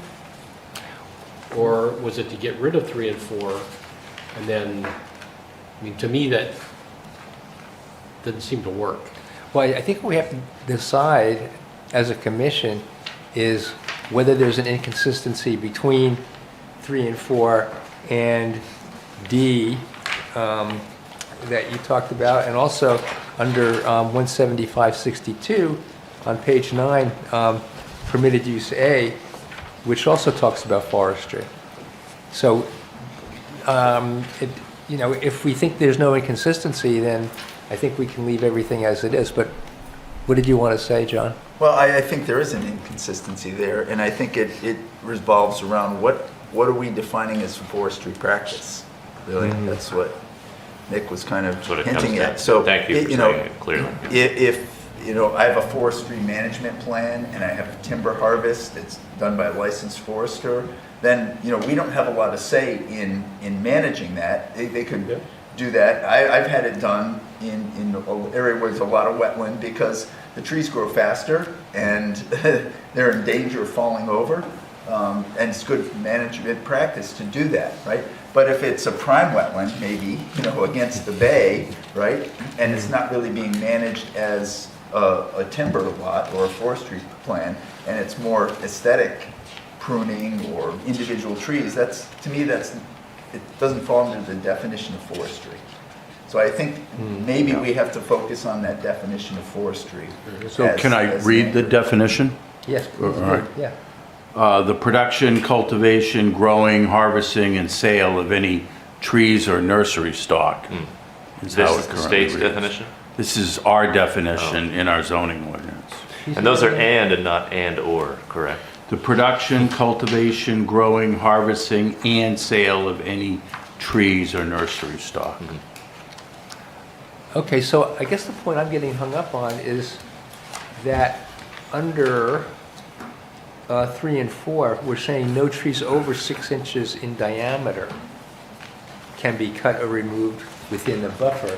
So does it make any sense that somebody would be practicing forestry for timber harvesting or any of those other purposes that we just heard from Richard, that would be under 6 inches in diameter?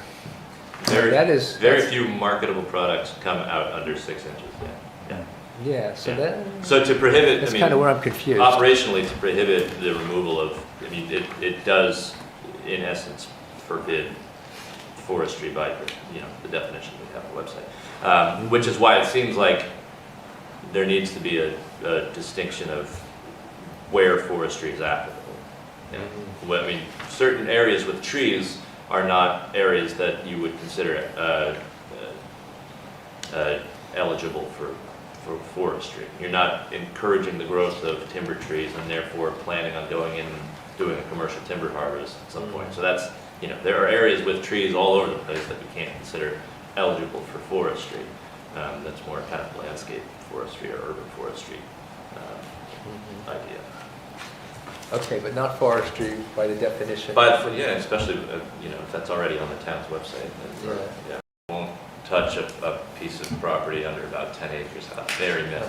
And that's under the right conditions with access and sorts of trees.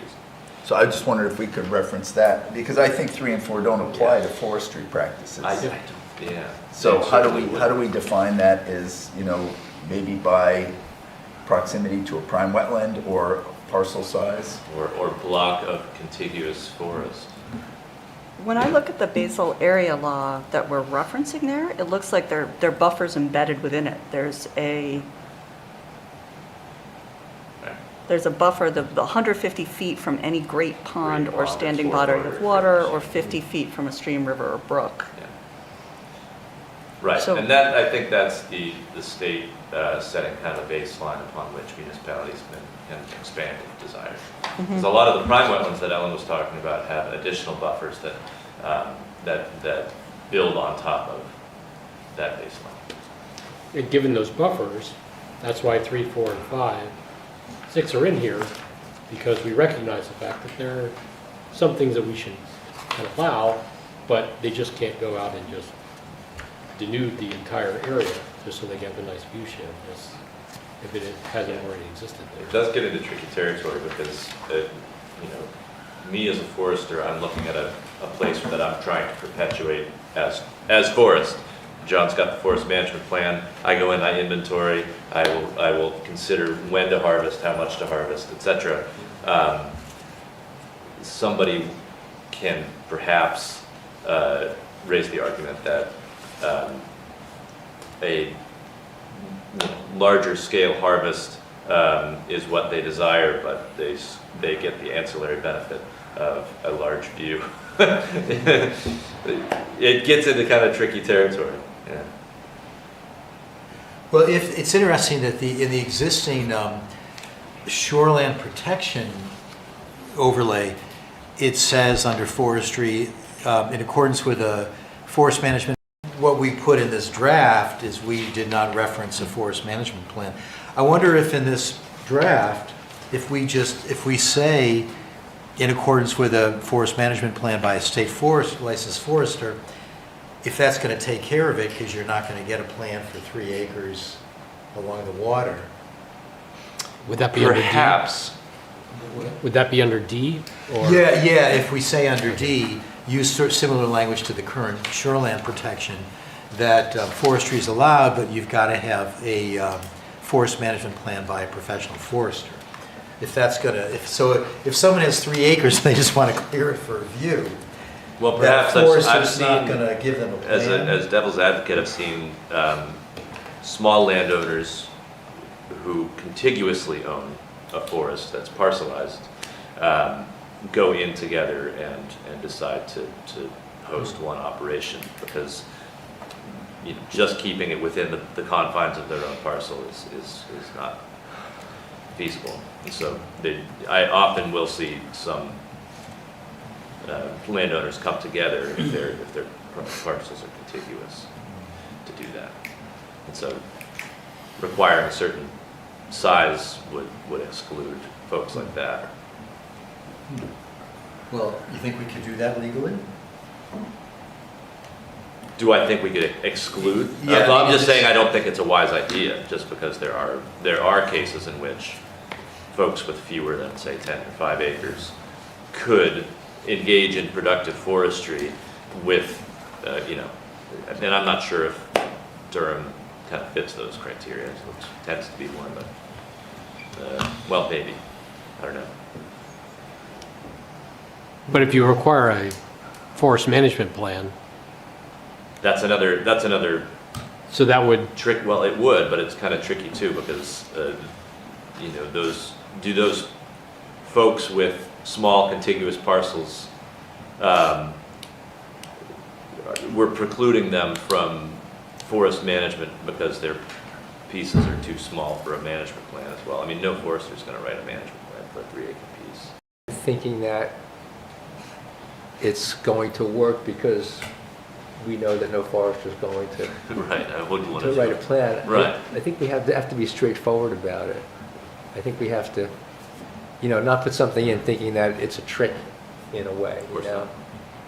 I don't think that is the right thing to do for, long-term success. Right. So I think we have to if we could just focus on what we think are the key points of the inconsistency between allowing forestry and then under points, 3 and 4 and maybe 5, where we talk about obviously, no cutting of trees over 6 inches. Those two just seem in conflict with each other. So that's why I suggested maybe not allowing forestry, but then Audrey Klein came back with her comments that we can't do that we can't not allow forestry, which I don't quite understand why that is. But if the Still. Basel law has a good setback from the waterways, that provides protection. But I don't think that would apply to wetlands. That may be the reason that the current ordinance has a forest management plan in the shoreland, but not in the wetlands. And are we, someone was talking about number 4 Yes. and how it wasn't like a fit. Yes. With number 3. Well, Doesn't the Basel area law allow 50% every year? Every year. Yeah. So this is, I think, and are we allowed to do that? Are we allowed to be more stricter than the state law that says a landowner can go in and do 50? It doesn't take but a handful of years until Exactly. you've got Yeah, that almost. wide view of the bay now, right? Yeah. yeah, but Well, the 50%, that's in the state shoreland statute, isn't it? Well, it's the basal area. It's the 227J9. It's Oh, 227, that's not the shoreland.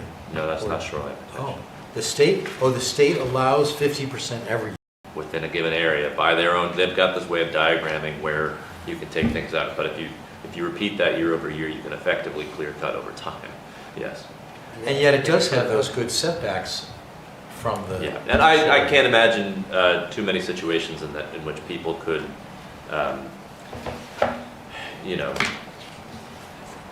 it's expensive to do that.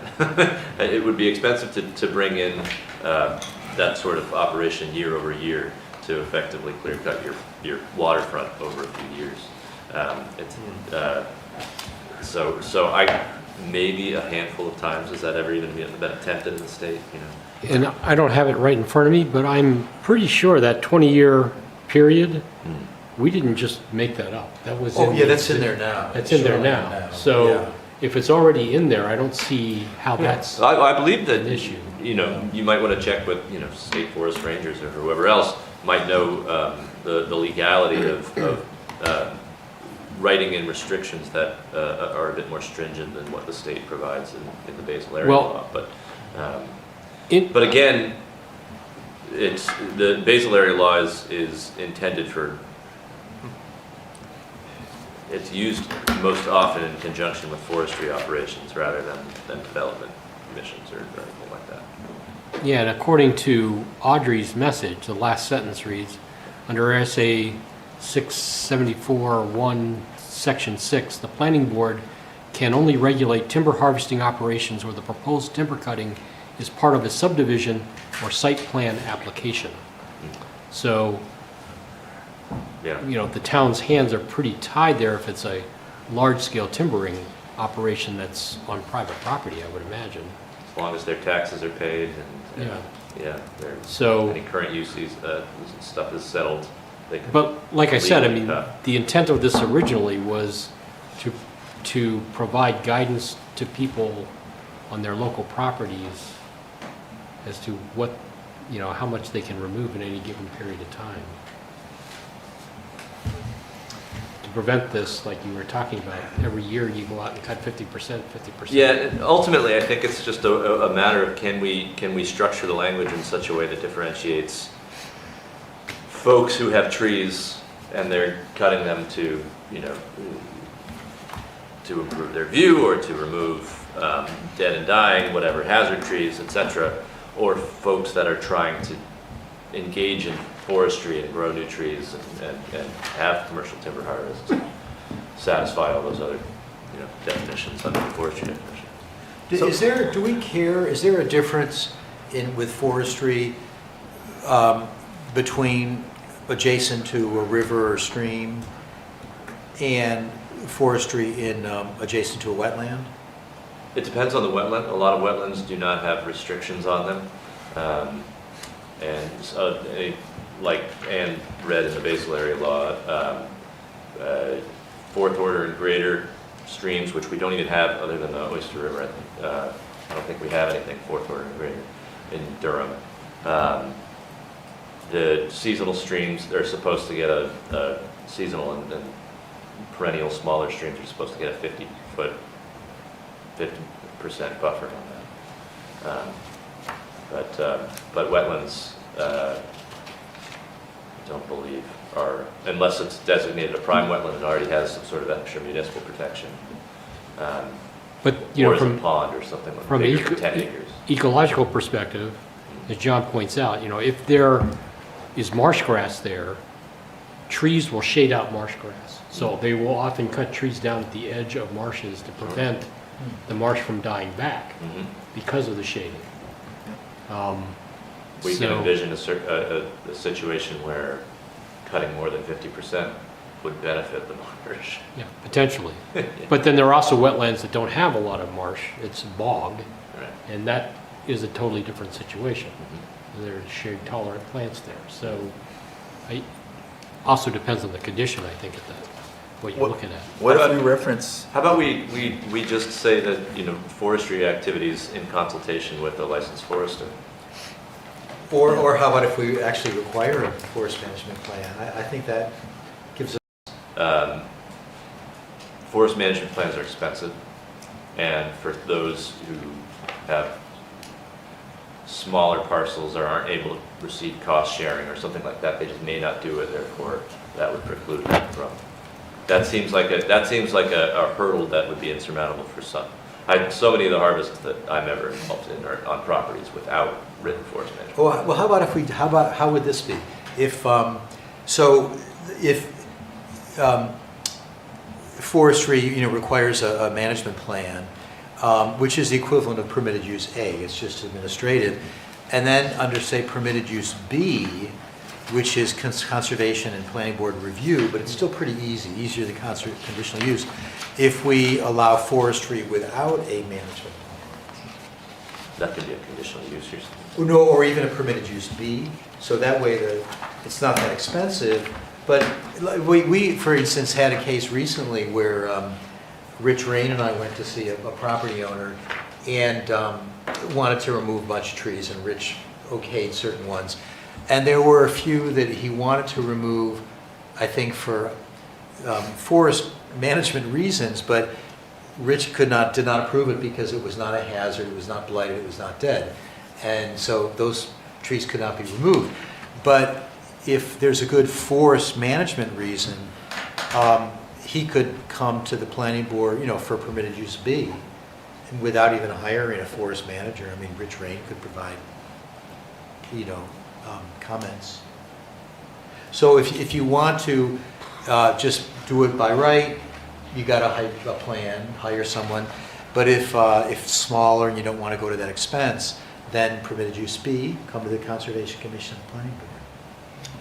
Now, okay, because I kind of had the same thought, was to move it over to permitted use B, but if somebody comes in front of the Conservation Commission under permitted use B, what type of plan would they have to present?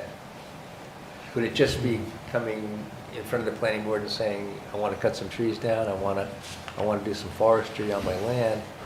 Could the Conservation Commission ask for a more detailed plan at that point?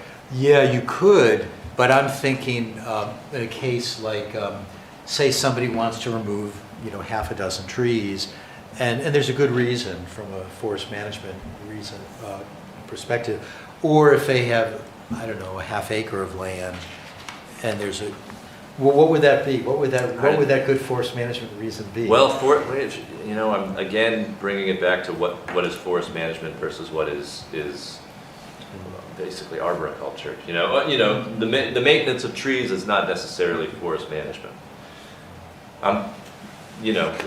Something that is under a few acres is not a managed forest.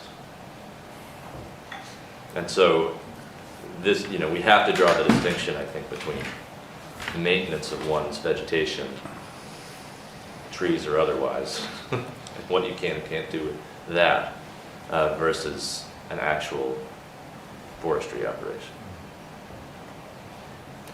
So what's your recommendation? I don't know. I think we just need to have language that distinguishes between the two. What if we reference prime wetland and shoreland as a criteria for being more restrictive? Well, we don't have prime wetlands. But we could. Let's not. It's going to be a while. It's going to be a while away. Oh, you don't like that? Okay. We can have that discussion. Well, shoreland then, Yeah.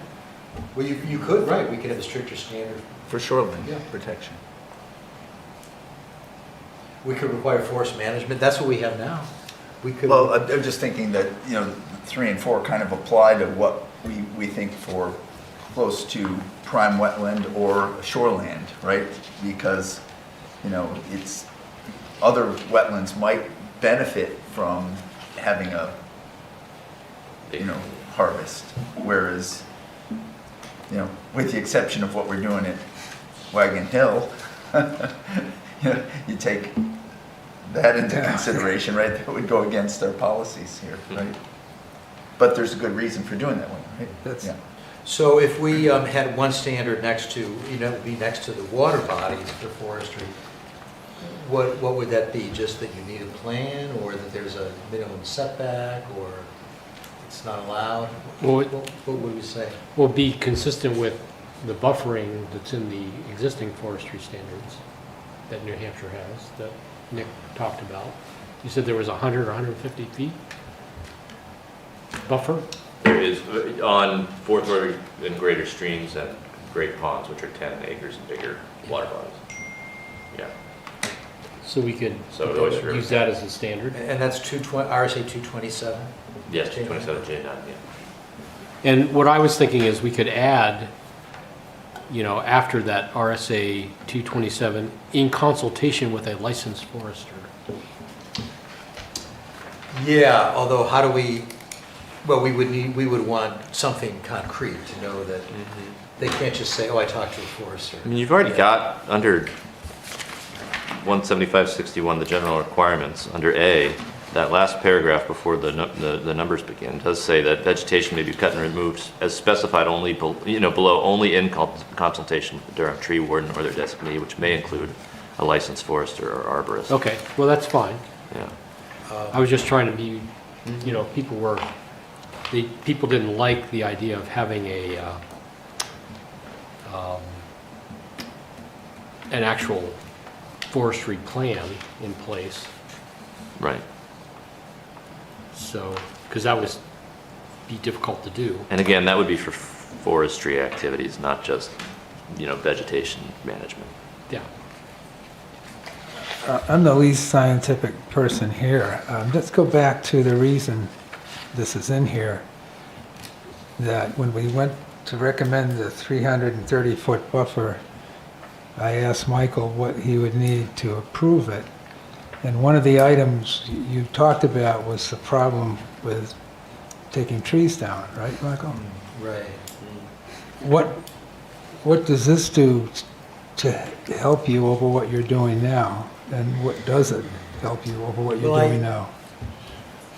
The thing is, we do have this in consultation with tree warden or their designee, which may include a licensed forester or arborist, but then forestry is a different section.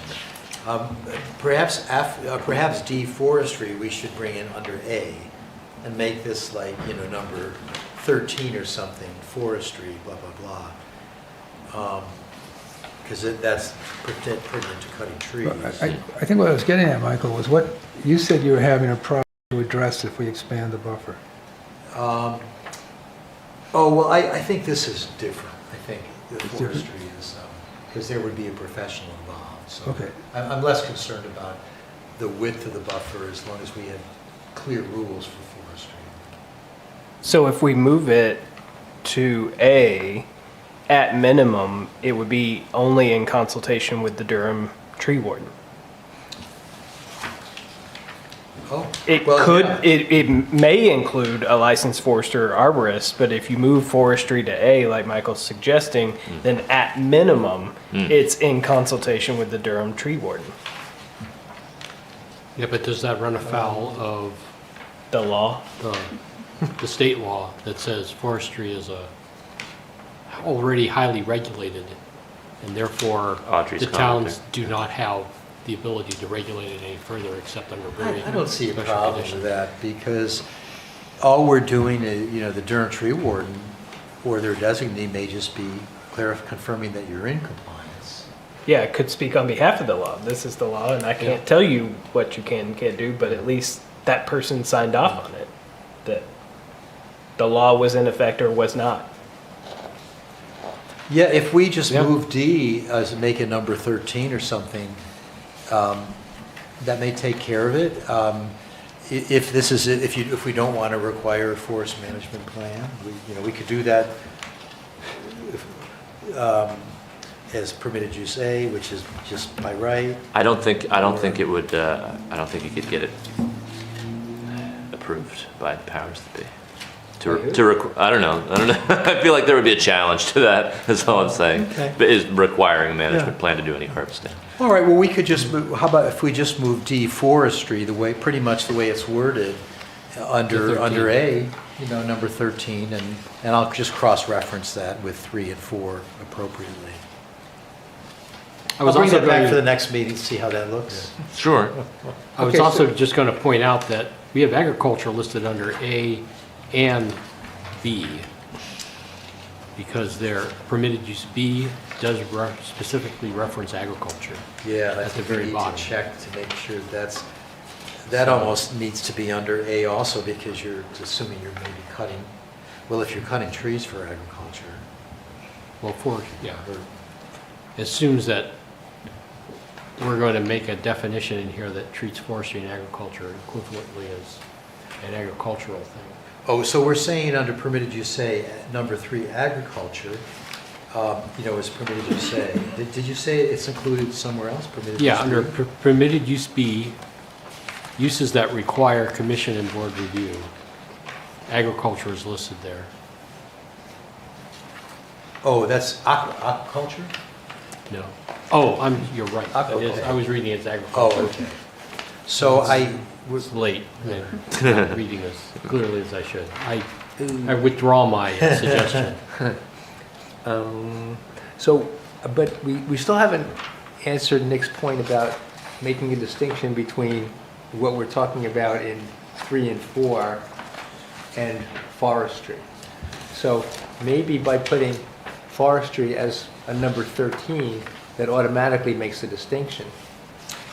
yeah, because number 3, and we can say, see exceptions below number 8, number 13, Yep. or, Yeah, and with the town already having a definition for forestry, then we don't have to like redefine it here. And that kind of, I think if you move it, to your point, Neil, if you move it, then that makes it different. Yeah, that's how it seems to me. Yeah.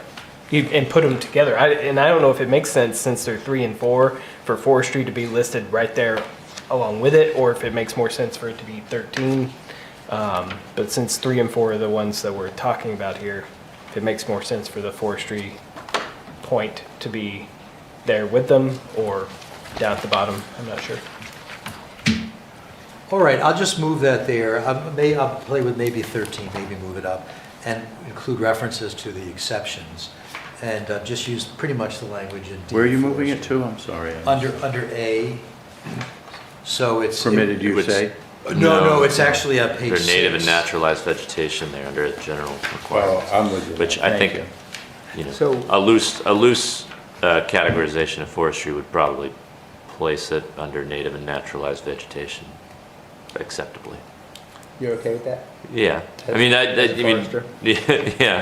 yeah. Okay. I'll swallow that, that's fine. Okay, so we're taking forestry out. I guess I do have a question about that. If one of Michael's concerns with this whole approach is that we're putting too much burden on the Durham tree warden, doesn't this increase the burden on the tree warden? It does, and he's very busy. He's the director of public works. He's hugely busy. So I'm just worried he about finds that. a way to get it done. And if there's a designee, like, Rich could say, you need to hire a forester to give me comments, and I'll review them. Okay. And I mean, isn't he wanting to know if forestry is happening? Oh, I'm Right. sorry, say that again? So like, wouldn't he want to know like that forestry was happening? Right? Like, so to your point, Ann, of like, I don't think it's a burden, so much. Well, I was Well, just most reflect- forestry we don't, only the assessor knows about. But here, Like if Yeah. it's happening within the buffer zone, wouldn't he want to know about it? Again, not to do anything with it, but just, yeah, I think in a lot of times he would say, I no way I can get out there, you need to give me a report, not a plan, a report from a forester. So it wouldn't necessarily be a management plan, but just a forester would have to go out there and provide, general comments. to the tree warden. I can imagine that working just fine. I mean, would the tree warden have kind of a checklist of things he would be looking for to ensure that? He does, yeah. Yeah. I mean, because he is a certified arborist. Mm-hmm. As I say, he's got a lot going on. Yeah, sounds like.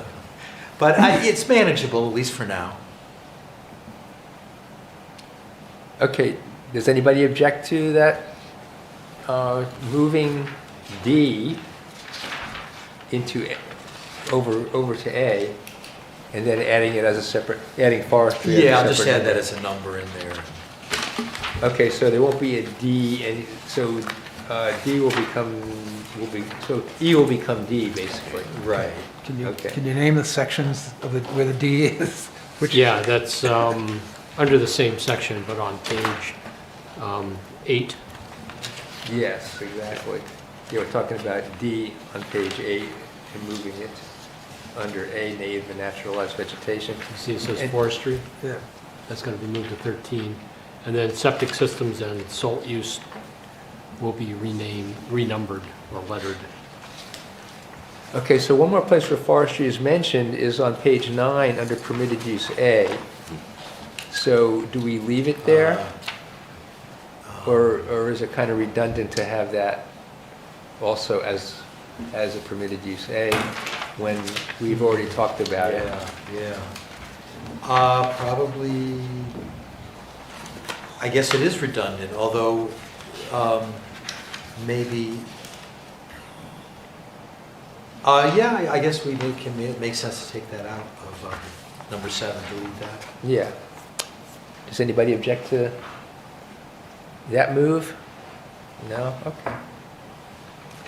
I'm all for anything. Although we do say, under permitted use, say number 2, well, I think that covers it. We already say that's permitted. It's redundant, but it just reinforces it, number 2. Mhm. So it's covered there. Okay. So are we going to take out number 7? Yeah, because it's sort of covered in 2 above. Okay. All right. Okay, I think we got that. Yeah, might you just say, add to number 2, planting, cutting, removal, and maintenance of vegetation, including forestry activity? Yeah, that makes Done sense. in conformity. All right. And then you can remove 7 outright. Okay. Moving on to the other loose ends that we have. On page 7, in green, the comment under number 9 is, number 9 is within 15 feet of an existing family home. Provisions 1 to 3 and 6 to 8 do not apply. And I'm sure it was Michael's comment, I recommend, I being Michael, increasing this figure from 15 feet. Yeah. So from 15 feet to what? So Open it's to discussion. Okay. Because So- keep in mind that within someone's house, X number of feet is kind of sacrosanct, and if somebody wants a yard, or, I think there's a certain distance that it's like, do what you want. As long as you're not, well, I don't know, X number of distance from the we decide on is in the buffer. Yes. That's the only place that we have any jurisdiction. Right. So that's assuming it's within the buffer, yeah. Okay, so I guess the question is how much of the buffer from a house do we want to say is okay to do what you want? I mean, taking the example of Riverview, I mean, they're right up next to the water. I mean, Can you repeat that, please? yeah, the conversation we just had Yeah. with Mr. McManus on his property. I mean, between his house and the river, there's about maybe 10 to 15 feet max. And Oh, you so think? if we're gonna Okay. say he can do anything he wants there, he can put in a lawn, he can fertilize the heck out of it. That's gonna have a negative impact on the river from the runoff. So, Especially if he's got neighbors in a similar situation. yeah, so I sort of understand what Michael's talking about. I mean, there is a point at which, you want to have an area where, you don't have the trees and the bushes and stuff growing right up next to your house if you don't want them there. But, Well, how about, I You think add a if, minimum distance from yeah. From the I high water would line or something. suggest, 9 going from 15 feet to say 30 feet. But that assumes you're at least, so many whatever. feet away. how many? I don't know, well, so many feet At away, least- right? Yeah, at least 50 or whatever. If you're at least 50 feet away from the reference line, then the planting stuff does not apply within 30 feet of an existing single-family house. but we already have 2, which says existing lawns within 30 feet of a reference line must be reestablished or allowed to reestablish with native or naturalized vegetation. Except we're exempting them Yes. under 9. That's correct. Right. Well, I would, for number 9, I would go to, at least 25 or 30 feet. For what reason, Michael? Oh, because adjacent to someone's house, I think they should be able to plant a lawn, a garden, a landscape area. Especially if we're increasing buffers to 100, 150, and 330 feet. Next to somebody's house, they should be able to do with, I mean, other than pesticides, I suppose. But I really don't like going to visit somebody at their house when there's a healthy buffer, and you have to say, well, adjacent to your house, we have all these rules. You know, you can't even plant a small yard, blah blah blah. Especially if our buffer is 100, 150 feet. What's the harm of them having grass or a garden with no oversight within 30 feet, as long as they're not putting pesticides and herbicides down? Which they're prohibited under number 11 anyway. Yeah. Yeah, I mean, if we, what if we, number 9, increase that to say 30 feet, however, you know, the provisions, but if you're within, however we word that, 50 feet, 75 feet of the reference line, then you don't have that freedom. So I'm asking for 2 numbers here. Increase the 15 feet to something, but that you only have that leeway if you're beyond X number of feet from the reference line. Yeah, right. So you're seeking to reconcile your proposal with number 2 then, right? Within existing. Yeah. At a minimum, we could say, I would suggest for number 9, within either 25 feet of an existing single-family house. I think it's everything above 1 through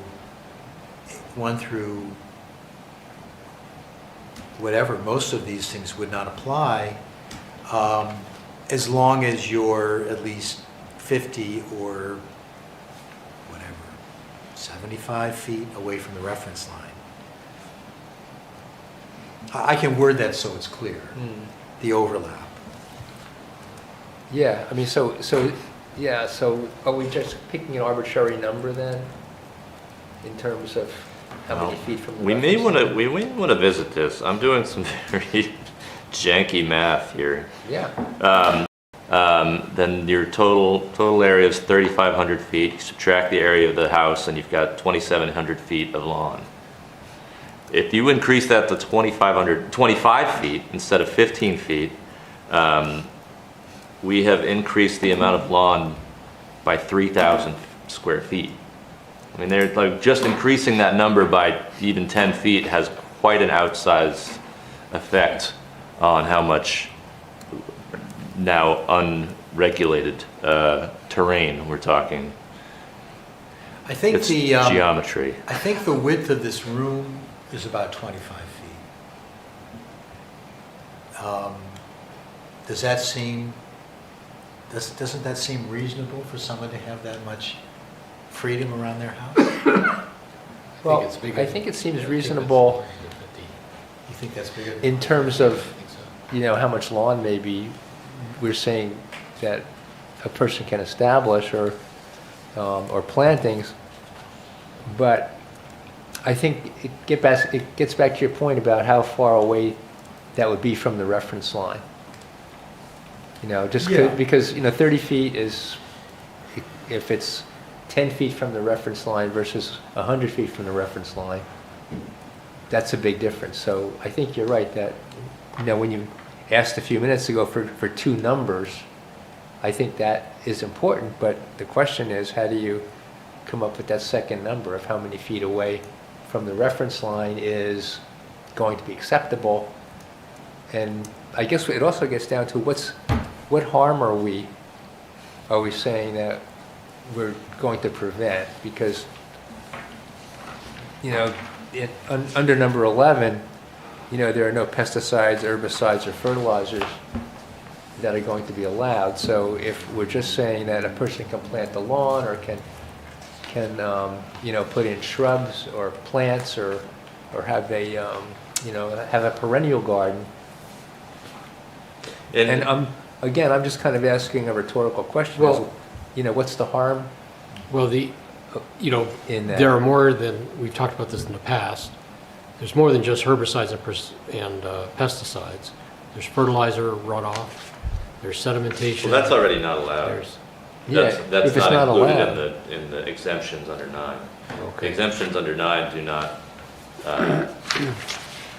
they say 1 through 3 and 6 through 8, but 11 is where it says, all right, no applications of pesticides, herbicides, Yeah. fertilizers, unless you're doing allowed agricultural activity. So it's already not allowed. okay. But I would say that permitted use B, section 17563 there on page 10, says that, permitted use B being requiring commission and board review, says that landscaping areas that are consensus in which, that area around somebody's single-family home that is expanded, or they want to do something larger than what they currently have, they can come before us and just explain, Right, which is good that we have that out.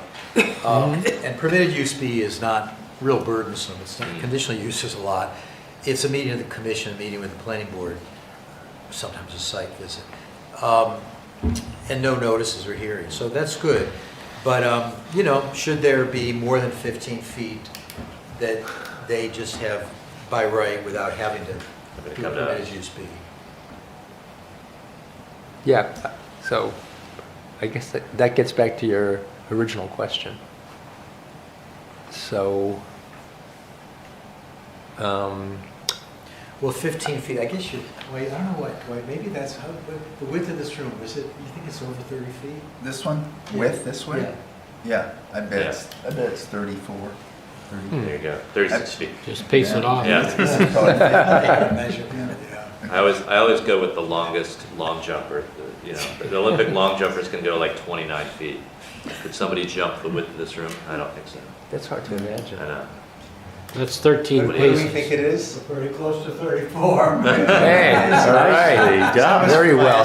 Very well done. So, yeah, so 25. 32. So does 25 feet, as you can see it there, does that seem unreasonable to get from leeway? Well, a question I have for you, Michael, is the people that are going to be annoyed with 15 feet, are they going to be the same people that are annoyed with 25 feet? Probably. That's a good So question. like, how many people are we satisfying? To Nick's point of like, how much square footage are we kind of giving up in the buffer zone to not protect versus how many people is it going to appease? I'm not sure, how many people. I defer to your judgment. Well, I just, yeah. I would say, from a conservation perspective, the smaller your yard is, the less pollutant runoff you're going to have. I mean, just in general. So going from 15 to 25 feet, That will be annoyed at 15 feet will be the same people that are annoyed at 25 feet. I can't imagine there's people that, oh, thank God I have 25 feet, to do what I want. I think you're going to run into the same issue of like, why am I only, given 25 feet? And then it's a, discussion of should it be 30 feet or 50 feet or et cetera, et cetera. if you're outside of the shoreland and wetland zone, then it doesn't make matter. it as big as you Right. want. So, Yeah, so I think in the buffer, to your point, Dwight, protect as much as we can within reason, but I just think the amount of people that by changing it from 15 to 25 is maybe 0 that are going to be appeased by that change. Especially when they read that we've made it so that only applies a certain difference from the reference line. Right. Right, because at least 15 feet applies to everyone. that's right. And so if we put the reference, does that make other people mad that, we've added it?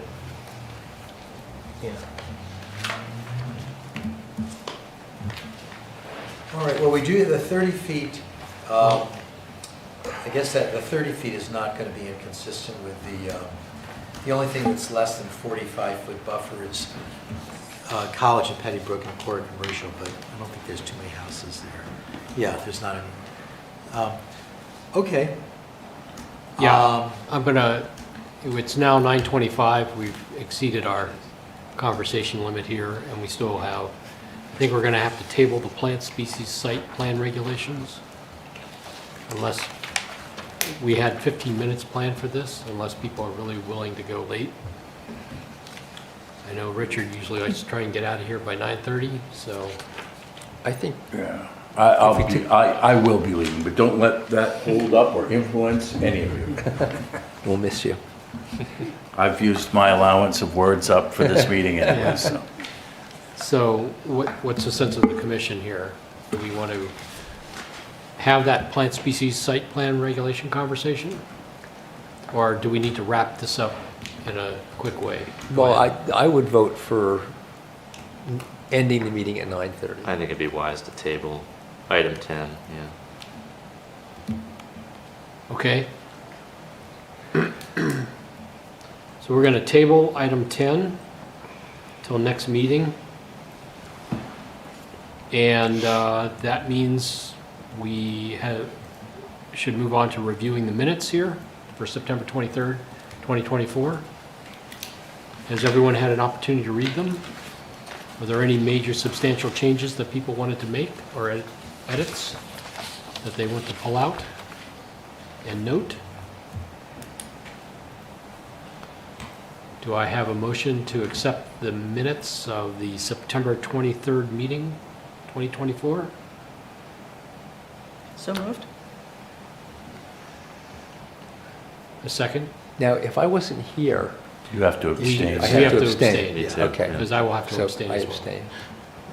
Okay, Do we have enough voting members with you abstaining, me abstaining? You only me need abstaining? one person to approve minutes. We got it, all right, good. It's not a high stakes item. so all those in favor of approving the minutes from the last meeting? Aye. Okay, approved. Yeah. Wait. Abstain. You abstained, you weren't here? Okay, so we've approved those minutes. By a vote of Thanks, Ann. 2-0. 2-0, 12 abstentions. 12 abstentions. I was here, but I'm not a voting member. Well, Steve was too. Same thing. We were here. It was a good job of the minutes, so I thought. Yeah. It was, So is there any other business that people urgently feel we need to hear this evening? How about roundtable updates? Anything quick? Because we have like 3 minutes left. We are sponsoring the Lichenology talk on November 10th at Stevens Woods. I'll be going. Looks interesting. Okay? We had an interesting conversation at council about problematic properties that are under multiple rules. And one of them would be this one, that might be at odds with the workforce. We don't want to get into that tonight. We got into it in some depth. You mean for Riverview? No, for the Keith property. Oh, the Keith property. But you wouldn't want to get into it tonight. But if you watched that meeting, it was, Michael was very good. He was patient. Okay. But I just pointed We out. got, we we had- got carried away a little bit. how many rules we have trying to navigate your way through them is a problem for the average citizen. So that's a discussion for another